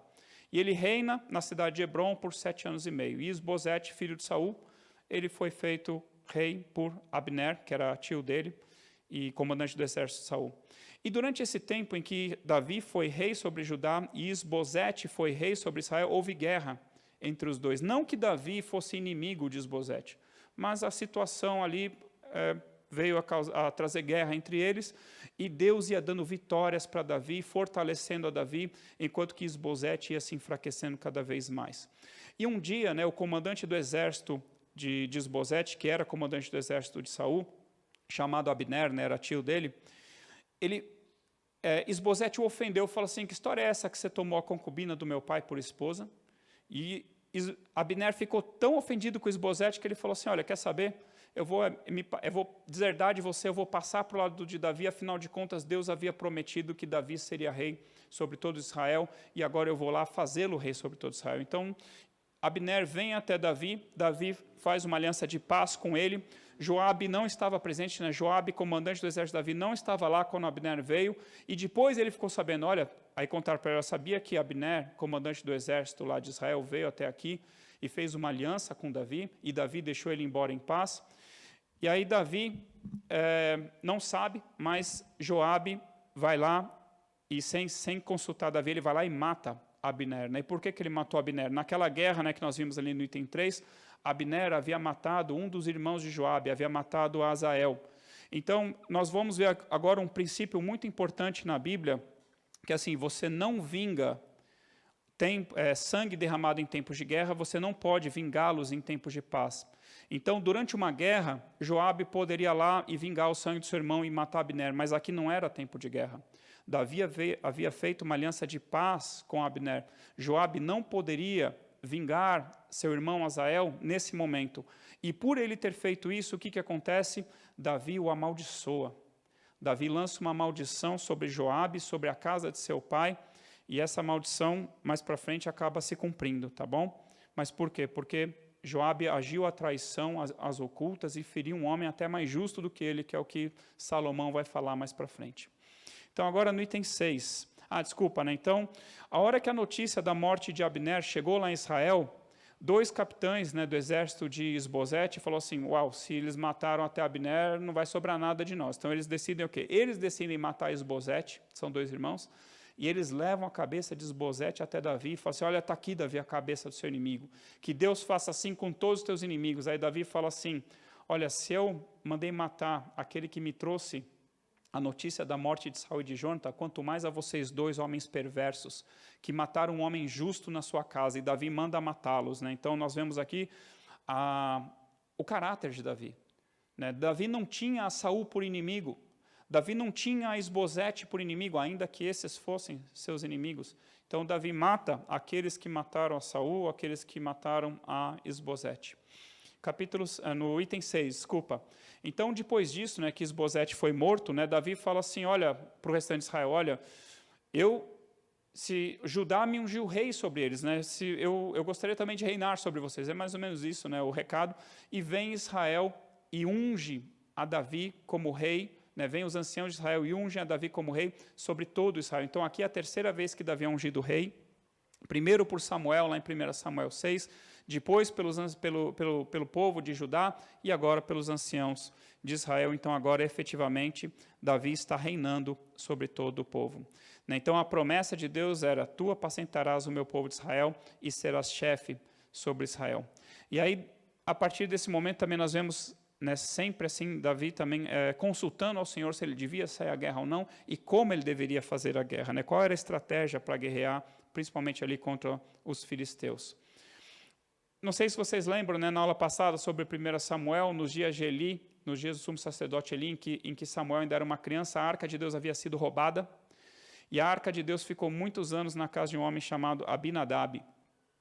E aí só nos dias de Davi, então passa ali o final do período de juiz, né, os últimos anos ali de Samuel, passam os 40 anos que Saul reinou, e no reinado de Davi, depois que Davi reina sobre todo Israel, depois que Davi conquista a Jerusalém, ele tem a ideia de trazer a arca da casa de Abinadab, lá de Balá, de Judá, para Jerusalém, para que a arca ficasse perto dele. O tabernáculo estava em Siló, mas ele queria a arca perto dele, em Jerusalém. E aí a primeira tentativa foi do jeito errado. Né, eles pegaram a arca da aliança e colocaram sobre carros de bois, eu coloquei aqui Alá filisteu, né, porque os filisteus, quando mandaram a arca de Deus embora, mandaram num carro de bois. E aí o que aconteceu? Uzá, filho de Abinadab, né, os bois tropeçaram, Uzá achou que a arca ia cair, Uzá tocou na arca, e ele não era sacerdote, não poderia jamais ter tocado na arca, foi morto por Deus. E aí Davi fica com medo, Davi teme ao Senhor, né, Davi fica ali aborrecido porque Deus matou Uzá também, e ele fala assim, olha, deixa a arca na casa desse homem chamado Obed-edom agora. E depois de 3 meses, Davi recebe uma notícia, olha, Deus abençoou a casa de Obed-edom. Então, Davi entende assim, olha, Deus mostrou favor, Deus mostrou graça. É um sinal que Deus quer realmente que eu traga a arca para Jerusalém, mas que dessa vez eu traga da forma correta. E qual era a forma correta? A arca da aliança deveria ser carregada nos ombros pelos sacerdotes. E aí Davi traz a arca da aliança para Jerusalém, para que a arca da aliança ficasse perto dele. Ele está todo feliz, dançando com toda a sua força diante da arca. Mical, da janela ali do palácio, vê Davi, despreza Davi no seu coração. Davi volta para casa, todo feliz para abençoar a sua casa. Mical vem e fala assim, que belo papelão você fez, hein? Se expondo aí diante de todas as suas servas, né? Que vergonha, né, Davi? Ele fala assim, eu mais me humilharei, né, diante do Senhor e diante dessas servas aí que você falou. Eu, que fui escolhido para ser rei, ao contrário de seu pai, que Deus rejeitou. Aí entra na briga de casal, entendeu? Aí o negócio foi feio. É nesse momento que depois vai falar assim, olha, e Mical não teve filhos toda a sua vida. Então, talvez essa briga, né, tenha sido ali o definitivo ali para Deus talvez fechar o ventre de Mical e Mical morrer sem filhos. Aí em 2 Samuel 7, nós vamos ver ali no item 8 que eu coloquei, Davi, ele está morando numa casa bonita, painelada, ele fala, e ele chega para o profeta Natã e fala assim, olha, eu moro numa casa bonita, painelada, enquanto que a arca do Senhor fica numa tenda. Aí Natã capturou o que Davi queria falar, e falou assim, olha, vai, faz tudo quanto está no teu coração, porque Deus é contigo. Só que aí Natã vai embora, e Deus fala com Natã, volta lá e fala para o meu servo Davi, mais ou menos o resumo da história assim, Davi, gostei dessa história que você quis construir um templo para mim, apesar de eu nunca ter pedido isso para ninguém, Eu nunca pedi que ninguém construísse para mim uma casa, porém não será você que irá construir o templo para mim, porque você derramou muito sangue. Mas o teu filho, que há de nascer ainda, Salomão nem tinha nascido, e Deus fala que seria Salomão, eu coloquei ali a referência, 1 Crônicas 22, 6-10, onde é contado esse detalhe, que Deus falou, olha, o teu filho que há de nascer, que vai chamar Salomão, ele construirá o templo para mim. E Deus faz aqui também a promessa de que o Messias viria da sua linhagem, tá bom? Então as referências estão aí. Deus prometeu que haveria um descendente de Davi que se assentaria no trono eternamente, e esse descendente é Jesus Cristo. Aí no item 9 eu coloquei aqui a história de Davi, a misericórdia de Davi para com a casa de Saul. Né? Davi, ele está em paz com Deus, Davi está reinando sobre todo Israel, ele fala assim, não sobrou ninguém da casa de Saul para que eu use da bondade, para que eu use da misericórdia. Eu coloquei ali a palavra chesed, acho que está mais para frente. A palavra chesed é uma palavra hebraica que pode significar tanto o amor, quanto misericórdia, quanto bondade. Então, não sobrou ninguém da casa de Saul para que eu use da bondade ou da misericórdia do Senhor para com ele. Aí alguém vem e fala assim, olha, tem um filho de Jonathan, aleijado de ambos os pés, chamado Mefibosete, que está morando lá em Lodebar. Davi manda trazê-lo, fala assim, Mefibosete, né? Mefibosete morrendo de medo, achando que Davi ia matá-lo, que Davi ia pedir contas. Aí ele, não, Mefibosete, a partir de hoje você vai comer na minha mesa e você vai, como se fosse um dos filhos do rei. Então, Mefibosete, o pastor Thomas gosta muito dessa história, já pregou algumas vezes, já contou essa passagem, né, que Mefibosete, ele era aleijado dos pés, mas na mesa do Senhor ninguém via, né, os seus defeitos, porque ficava encoberto. Então, diante do Senhor nós somos todos iguais, nossos defeitos são ocultados, né, pela graça e pela bondade do Senhor. E aí nós chegamos então nos grandes pecados de Davi, né? Primeiro, o adultério, e depois manda Urias para a morte. O que aconteceu? Está escrito que na época em que os reis costumavam sair à guerra, Davi ficou no seu palácio ao invés de sair para a guerra com o seu exército. É como se Davi tivesse baixado a guarda, como se Davi resolve dar uma relaxada, e aí o que acontece? Um dia ele está andando ali pelo seu terraço, e ele vê uma mulher tomando banho. Né? Do seu terraço ele conseguiu ver numa casa próxima uma mulher bonita, formosa, tomando banho, e ele pergunta para os seus servos, quem que é essa mulher? E os seus servos respondem, olha, essa mulher é Batseba, esposa do teu servo Urias. Então, o normal de Davi, a reação normal de Davi, tá, eu creio que seria assim, opa, perdão, não está mais aqui quem falou, não quero mais saber, essa mulher é casada, longe de mim. Mas, porém, naquele momento, né, Davi deu uma brecha, e Davi manda trazer a Batseba, e Davi acaba se deitando com ela. Né? Não disse se Batseba resistiu a Davi ou não. Né? Davi chamou Batseba foi lá, não sabia por que tinha sido chamada, e aí, em algum momento, Davi consegue o que queria, ele se deita com Batseba. E aí ele manda Batseba embora, né? Batseba vai para sua casa, e depois de um tempo, Batseba manda um recado para Davi, eu estou grávida. E o grande problema é que Urias já estava na guerra há um bom tempo, então certamente ela não estaria grávida de Urias. Então, Davi percebe, né, que ela está grávida dele, e Davi começa a fazer um plano para tentar encobrir o seu adultério e para tentar fingir que o bebê, né, que essa gravidez era do próprio Urias. Davi manda Urias vir da guerra contra os amonitas, fala assim, olha, vai para sua casa, vai se deitar lá com a sua esposa. Urias deita na porta da casa do palácio ali de Davi, e aí Davi fala assim, por que você não foi para a tua casa? Você veio de tão longe, ficou tanto tempo na guerra, vai lá para a sua casa aproveitar com sua esposa. Urias, íntegro, fala assim, olha, a arca do Senhor está ao relento, e assim também o exército do meu Senhor, e eu iria para minha casa e me deitaria com minha esposa. Davi tenta embebedar ele para fazer ele ir para casa, Davi não consegue, aí Davi faz um último plano, ele escreve uma carta selada para Joabe, comandante do exército, falando assim, olha, coloca Urias na frente da batalha para que seja morto, e não te pareça isso mal aos teus olhos. Né? Joabe não sabia por quê, e quem levou essa carta foi o próprio Urias. Então, Urias levou a sua sentença de morte, entregou para Joabe, Joabe leu aquilo, não sabia o porquê, né? Depois, obviamente, Joabe viria a saber o que aconteceu, mas Joabe coloca Urias na frente de batalha, e Urias é morto, né, por causa ali do ataque dos amonitas. E aí Davi acha, né, que deu tudo certo, que agora ele está livre. Batseba talvez não soubesse, eu creio que ela não sabia do plano de Davi. Batseba chora a morte do seu marido, né, ali também tem muito a questão do remorso, né, do adultério. E depois que passa os dias, Davi o vê de Batseba, Davi manda trazê-la para tomá-la por esposa. E aí Deus deixa passar toda a gravidez de Batseba. E aí a hora que nasce a criança, vem o profeta Natã, conta uma história ali para Davi, né, que Davi se autoacusou ali naquela história, depois você lê ali os detalhes, né, Davi fala assim, olha, esse homem que fez tal coisa merece ser morto. E o profeta Natan fala, você é esse homem. Então você é que deveria ser morto. Né? Daí Davi fala assim, pequei contra o Senhor. Aí entra a questão da misericórdia, eu vou mostrar depois. Então Davi foi misericordioso com Mefibosete, Davi foi misericordioso com Saul, e agora é a sua vez de alcançar a misericórdia. Bem-aventurados misericordiosos, porque alcançarão misericórdia.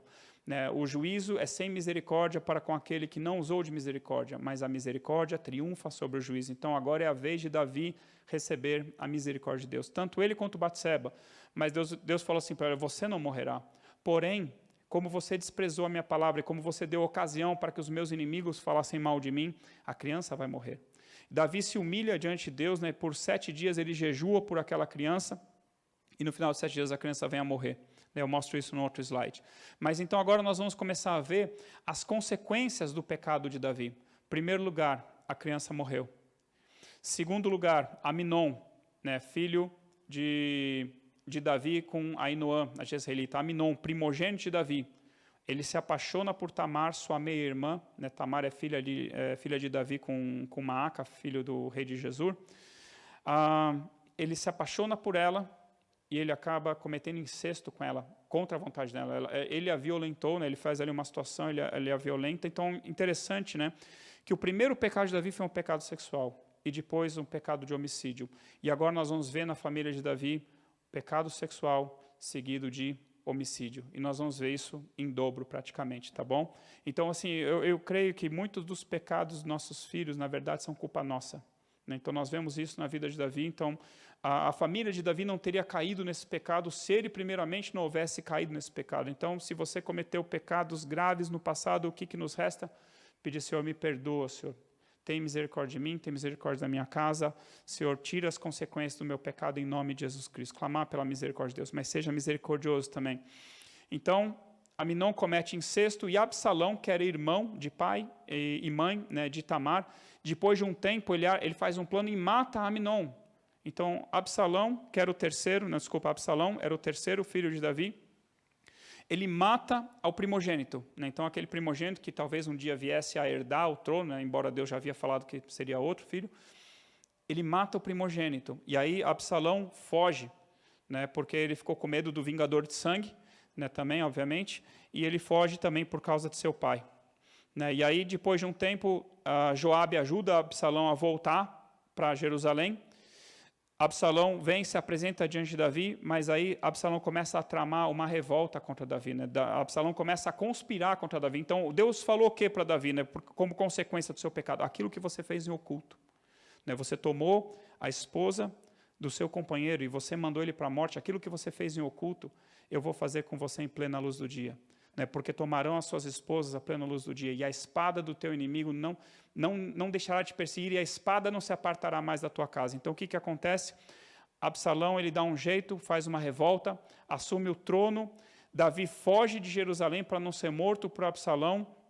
Absalão se deita com as concubinas de seu pai em plena luz do dia. Ele monta ali uma tenda no terraço ali do palácio, à vista de todo mundo, para mostrar assim, olha o que eu estou fazendo com as mulheres que eram do meu pai. Olha como eu estou desonrando meu pai. Olha como eu me fiz odioso para meu pai. Vocês não precisam mais temer Davi. Eu sou mais forte que Davi e olha só o que eu estou fazendo. Então, aqueles pecados que Davi fez em oculto, Deus fez com que ele sofresse aqueles pecados em público como consequência do seu próprio pecado.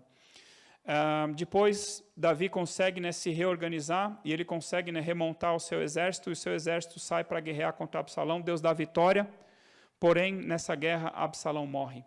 Então, Davi se entristece com a morte de Absalão, só que tudo isso é o quê? Tudo isso é juízo de Deus e consequência dos pecados de Davi. Nada disso precisaria ter acontecido com a família de Davi. Então, eu coloquei as consequências dos pecados de Davi. Davi volta para Jerusalém, ele chora a morte de Absalão, ele envergonha o exército, o seu exército chorando pela morte de Absalão. Joabe dá uma bronca nele, falando assim, quer dizer então que se hoje Absalão estivesse vivo e todos nós, teu exército, tivéssemos morrido, você estaria feliz? E nós mortos. Aí Joabe dá uma bronca nele e fala assim, olha, se você não sair agora na porta da cidade para receber o exército, ninguém vai ficar mais com você. Aí Davi, ele aceita o conselho de Joabe, sai à porta ali da cidade onde ele estava, ele ainda não havia voltado ali para Jerusalém. recebe ali o exército, mas ele pega e destitui Joabe como comandante do seu exército e coloca Amasa, que era sobrinho dele. E depois o que Joabe vai lá e faz? Joabe, a traição, vai lá e mata Amasa também. Então Joabe tinha essa característica, ele era traiçoeiro. E aí, no meio de tudo isso, né, então Davi fala assim para os anciãos de Judá, olha, eu estou voltando para ser rei sobre vocês são carne da minha carne. Aí os anciãos de Israel também vêm para pegar Davi lá no Rio Jordão, para fazer Davi atravessar o Rio Jordão, para reassumir o trono sobre Israel. Aí um homem ali chamado Seba, começa ali uma revolta, fala assim, olha, nós não temos parte nem sorte, né, com a casa de Davi, cada um vai para a sua casa, e meio que Seba meio que também se autoproclama, né, um governante, né, digamos assim. Aí tem uma guerra, né, dos homens de Davi contra os homens de Seba, e Deus dá vitória para eles. E no meio dessa guerra é que Joabe mata a Amasa, a traição. Depois disso, né, nós vemos que houve um período de fome de 3 anos, se eu não me engano, nos dias em que Davi era rei. E Davi consulta ao Senhor e fala assim, por que está vindo essa fome nos meus dias? E aí Deus revela para ele, olha, Saul, no seu zelo por Deus, mas um zelo sem entendimento, ele matou os gibeonitas. Né, ele tentou destruir os gibeonitas. Né? Se vocês se lembrarem, eu comentei sobre os gibeonitas, está lá em Josué 9, 10. Os gibeonitas conseguiram arrancar de Israel uma aliança e falaram assim, ó, promete para nós que vocês não vão nos matar. Nós somos um povo lá de longe, promete para nós que vocês nunca vão ser nossos inimigos, que vocês não vão nos matar. Israel faz a aliança, não consulta a Deus, e depois ele descobre que os gibeonitas eram moradores da terra de Canaã. Mas, dada aquela aliança, né, que nem eu comentei, Israel é obrigado a guardar essa aliança. E aí vem Saul e viola essa aliança, tenta matar, exterminar os gibeonitas, né, não conseguiu matar todos, mas matou uma parte. Como consequência da violação da aliança, Deus traz maldição, e vai cair quando? Vai cair nos dias de Davi.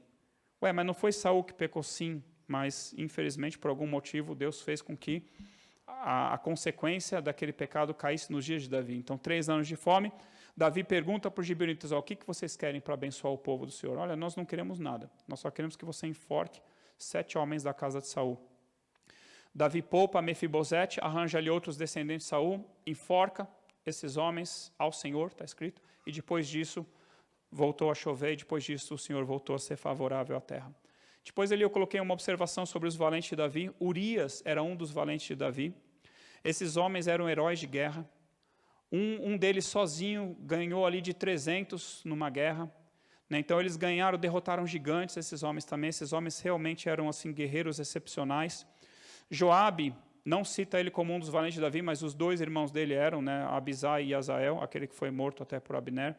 Benaia era um dos valentes e se tornou chefe da guarda pessoal de Davi, como se fosse ali da tropa de elite, né, de Davi. E esses homens foram fiéis a Davi quando ele fugiu de Absalão. O último grande pecado de Davi foi quando Davi um dia resolve fazer o recenseamento do seu povo. Por algum motivo, né, em 2 Samuel 24, fala que Deus se irou contra Israel e usou isso como pretexto, ao passo que em Crônicas vai falar que Satanás se levantou, provavelmente Deus se irou e permitiu que Satanás ali colocasse isso no coração de Davi. Então Davi resolve levantar o censo de Israel, e aí Joabe fala assim, por que você quer isso? Multiplique o Senhor 1000 vezes mais, 1 milhão de vezes mais o teu exército, mas por que você quer saber o tamanho do seu exército? Né? Joabe entende que isso seria um grande pecado contra o Senhor, embora não fique claro. Tem ali uma teoria, mas não vale a pena entrar agora. Né? Quando era feito o recenseamento, cada um também tinha que pagar o seu resgate, ali uma moeda de prata, ali um valor. Mas o fato é que Joabe entende, olha, se você fizer isso, você vai estar pecando contra Deus. E ele tenta fazer Davi desistir, mas a palavra de Davi prevalece. Joabe sai para fazer o censo contra as pessoas. Levou 9 meses e 20 dias essa história de contar o censo. E volta, você tem 1,3 milhões de guerreiros, 800 mil de Israel, 500 mil de Judá, maiores que 21 anos, né, capaz de sair a guerra. E Joabe se recusou a contar os levitas, os sacerdotes, porque seria abominável. E quando Joabe volta com essa notícia, e quando ele conta o tamanho do seu exército, Davi sentiu bater-lhe o coração, eu coloquei ali, depois de haver recenseado o povo, e disse ao Senhor, muito pequei no que fiz, porém agora, ó Senhor, peço-te que perdoes a iniquidade do teu servo, porque procedi muito loucamente. E Davi manda o profeta Gade falar assim para Davi, você tem que escolher entre 3 castigos. O que você prefere, 7 anos de fome? Ou que você fuja por 3 meses dos seus inimigos, teus inimigos te persigam à espada? Ou você prefere 3 dias de peste?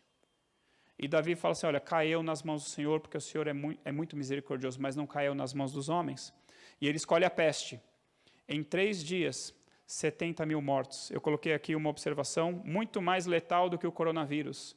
Então, aqui morreram 70 mil, talvez, de uma população de uns 7 milhões. Então, aqui em 3 dias morreu 1% do povo. O coronavírus no Brasil está morrendo cerca de 1.000 pessoas por dia numa população de 200 milhões. Então, para vocês entenderem o tamanho da praga que foi. Então, se no coronavírus o pessoal aqui já está assustado e nós temos conhecimento, temos tecnologia, imagina naqueles dias quando 70 mil morreram em 3 dias. Davi vê o anjo do Senhor com a espada desembainhada sobre Jerusalém. Deus estava determinado ali a destruir Jerusalém. Aí Deus fala assim para o anjo, pode embainhar a sua espada de volta, eu não vou mais destruir Jerusalém. E Davi resolve, e Deus fala ao profeta Gade, olha, fala para Davi fazer um altar ali na eira de Araúna, um homem chamado Araúna, e fazer sacrifício ao Senhor, e o Senhor será propício a Israel. E ali naquele lugar, Davi, assim, Araúna vê também o anjo do Senhor com a espada desembainhada, Araúna vê Davi chegando ali com aqueles homens, fala assim, o que o senhor quer, rei Davi? Eu quero comprar o seu campo para fazer um sacrifício ao Senhor. Não, eu te dou, faz logo o sacrifício para a praga se apartar de nós. Davi fala uma coisa sensacional, eu vou comprar de você, porque eu não oferecerei ao Senhor sacrifícios e holocaustos que não me custem nada. Isso é uma lição para nós. Davi compra a terra, Davi compra os bois, compra ali a lenha, faz o sacrifício, Deus cessa a praga. Tá bom? Então, aqui, rapidinho, comentar. Então, assim, eu acabei o panorama de 2 Samuel, agora são só algumas curiosidades, tá bom? Então, eu vou até 8h30 falando dessas curiosidades. Se eu não chegar até o fim, não tem problema, são acréscimos. Eu falei, assim, o panorama no geral, e o material está com vocês à disposição, e nós também estamos à disposição para responder dúvidas por e-mail, por WhatsApp, tá bom?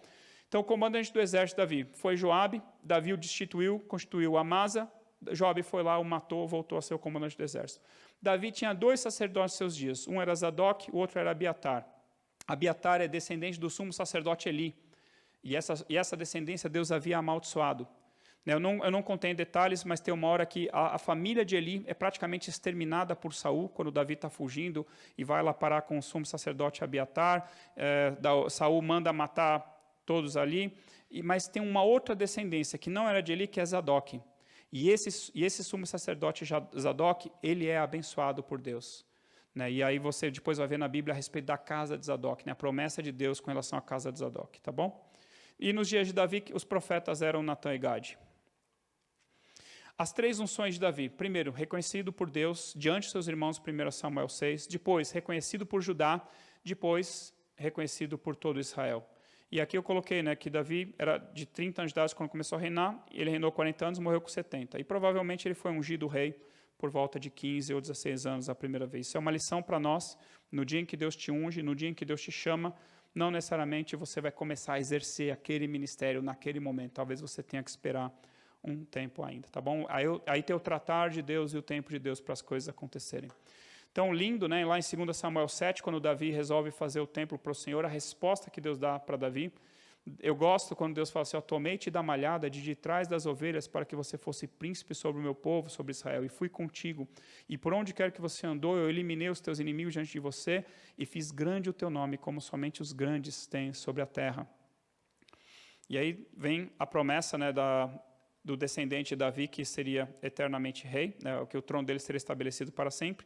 E muito importante, o que Deus fala ali no final, mas a minha misericórdia não se apartará do seu filho, da sua descendência, como eu a retirei de Saul. Então, naquela tabela comparativa, eu falei assim, que quando Saul pecou, ele foi de mal a pior, porque Deus retirou de sobre ele a sua misericórdia. Enquanto que da descendência de Davi, Deus falou que eu não retirarei a minha misericórdia de sobre a sua descendência. Se eles pecarem, eu vou castigá-los, mas não retirarei deles a minha misericórdia, como a fiz com Saul. E isso é fundamental. Tá bom? Isso é fundamental para nós entendermos como que mesmo no pecado, sobrevive ali a descendência de Davi e continua reinando ali sobre Judá por muitos anos. Antes de pecar, eu coloquei aqui alguns salmos de exemplo, a diferença de Davi antes do seu pecado para depois do seu pecado. Então, antes de Davi pecar com Batseba, antes de mandar matar Urias, ele faz umas declarações que você fala assim, ele está exagerando. Ele se enxergava desse jeito, mas de fato ele estava exagerando, tá bom? Então, por exemplo, Salmo 18, antes de Davi pecar, olha o que ele escreve, retribuiu-me o Senhor segundo a minha justiça, recompensou-me conforme a pureza das minhas mãos. Aí depois, mais para frente, daí retribuir-me o Senhor segundo a minha justiça, conforme a pureza das minhas mãos na sua presença. Salmo 101, Manhã após manhã destruirei todos os ímpios da terra, para limpar a cidade do Senhor dos que praticam a iniquidade. Ele não sabia ainda, que ele viria a se comportar como um ímpio um pouco mais para frente, que ele se encaixaria nisso aqui, olha, eu mereço ser destruído. Da mesma forma que eu disse que eu destruiria todos os ímpios da terra, eu mereço ser destruído. Então, o que acontece? Depois que ele peca, Salmo 32, Salmo 38 e Salmo 51, principalmente. Enquanto calei os meus pecados, envelheceram os meus ossos pelos meus constantes gemidos todo dia. Confessei-te o meu pecado e a minha iniquidade não mais ocultei. Eu disse, confessarei ao Senhor as minhas transgressões, e tu perdoaste a iniquidade do meu pecado. Salmo 38, não há saúde nos meus ossos por causa do meu pecado, pois já se elevam acima da minha cabeça as minhas iniquidades, como fardos pesados, excedem as minhas forças. Então, Davi, antes do pecado, escreveu alguns salmos. Depois do pecado, escreveu outros salmos. Nos salmos anteriores, eu sou puro, eu não tenho pecado nas minhas mãos. Aí Deus me retribui segundo a minha justiça. E depois que ele pecou, o Senhor tem misericórdia de mim. Salmo 51 vocês conhecem, né? Eu coloquei aqui só como referência. Aqui, né, aquilo que eu já comentei, Davi foi misericordioso com Mefibosete, Davi foi misericordioso com Saul. Aquelas duas passagens que eu citei, Mateus 5,7, bem-aventurados misericordiosos porque alcançarão misericórdia, e a questão do juízo versus misericórdia. E aí, juízo contra Davi, estava pronunciado na lei. Segundo a lei de Moisés, se um homem adulterar com a mulher do seu próximo, será morto o adúltero e a adúltera. Então, qual era o juízo para o pecado de adultério de Davi e Batseba? Os dois serão mortos. Qual é a misericórdia de Deus? Vocês dois não vão morrer. Então, a misericórdia triunfou sobre o juízo na vida de Davi, porque ele foi misericordioso antes. Aqui, quando o filho de Davi morre, né, eu quis destacar o que acontece. Então, quando o filho de Davi morre, ali depois de 7 dias, Davi jejuando e orando e clamando ao Senhor, está escrito assim, Davi ficou sabendo que ele morreu, então Davi se levantou da terra, lavou-se, ungiu-se, mudou de vestes, entrou na casa do Senhor e adorou. Eu sei que cada pessoa, né, reage de um jeito, mas não deixa de ser admirável e impressionante a reação que Davi tem depois que seu filho morre. Ele fez o que ele pôde, orou, jejuou, clamou ao Senhor. Deus é soberano, ele vai, se lava, se veste, se banha, entra na casa do Senhor e adora o Senhor. Né? Não é todo mundo que conseguiria fazer isso, mas Davi fez e vira um exemplo para nós. Aqui eu coloquei várias qualidades de Davi que eu vejo e alguns poucos defeitos. Em primeiro lugar, Davi era humilde, Davi era misericordioso, Davi era grande, tinha grande fé no Senhor e na sua palavra, sabia como poucos se humilhar diante de Deus, um adorador por natureza, músico e compositor ungido, tinha um coração de pastor o tempo todo, né, apacentou aqueles 400 homens que debandaram para ele na caverna de Adulão.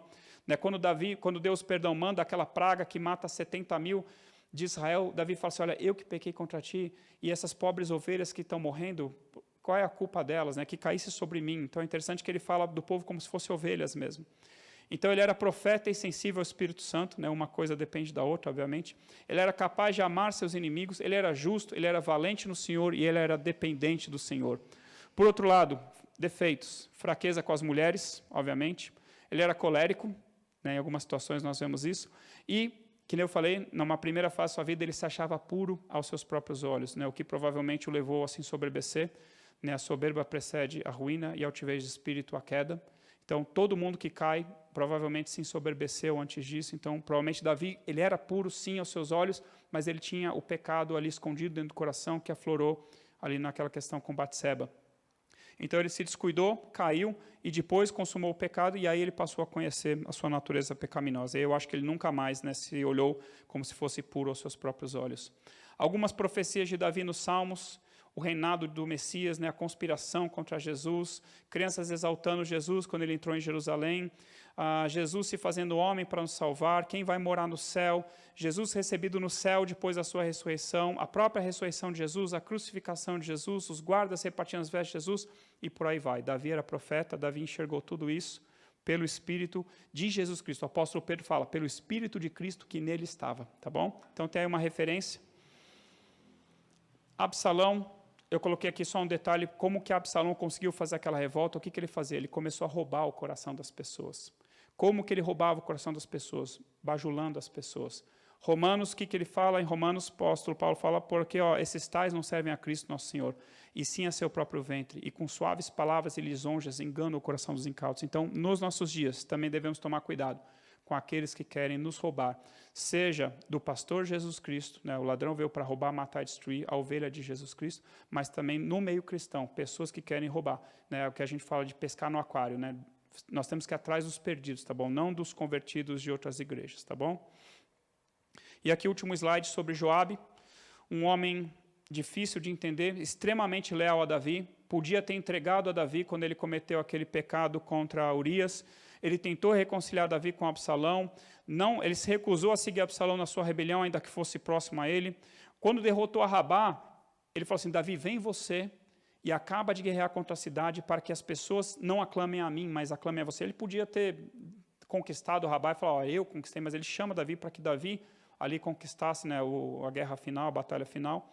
Então ele era extremamente leal a Davi, mas por outro lado, ele era um homem extremamente traiçoeiro, né, vingativo, matou a traição, né, tanto a Abner quanto a Amasa ali depois, e ajudou a Adonias, né, isso nós vamos ver lá em 1 Reis, mas então assim, ele tinha algumas qualidades, ele era extremamente leal a Davi, mas por outro lado, um homem traiçoeiro e com atitudes reprováveis.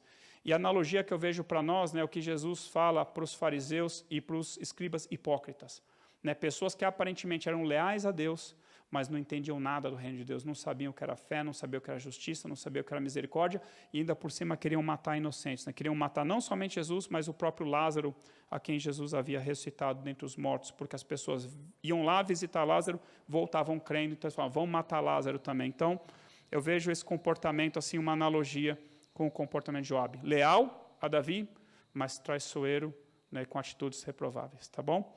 Então, encerrei. 2 Samuel, tá bom? Deus abençoe, continuem perseverando, glória a Deus. Amém. Quem está disposto a ser um vaso novo, erga sua voz, vamos adorar a Ele nesta noite.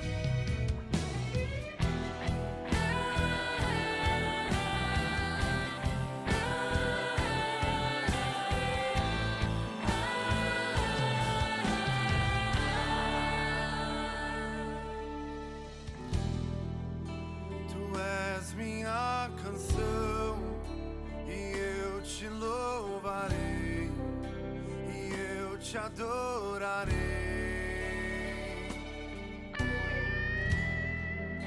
Me renderei a ti, pra te conhecer e pra te dizer.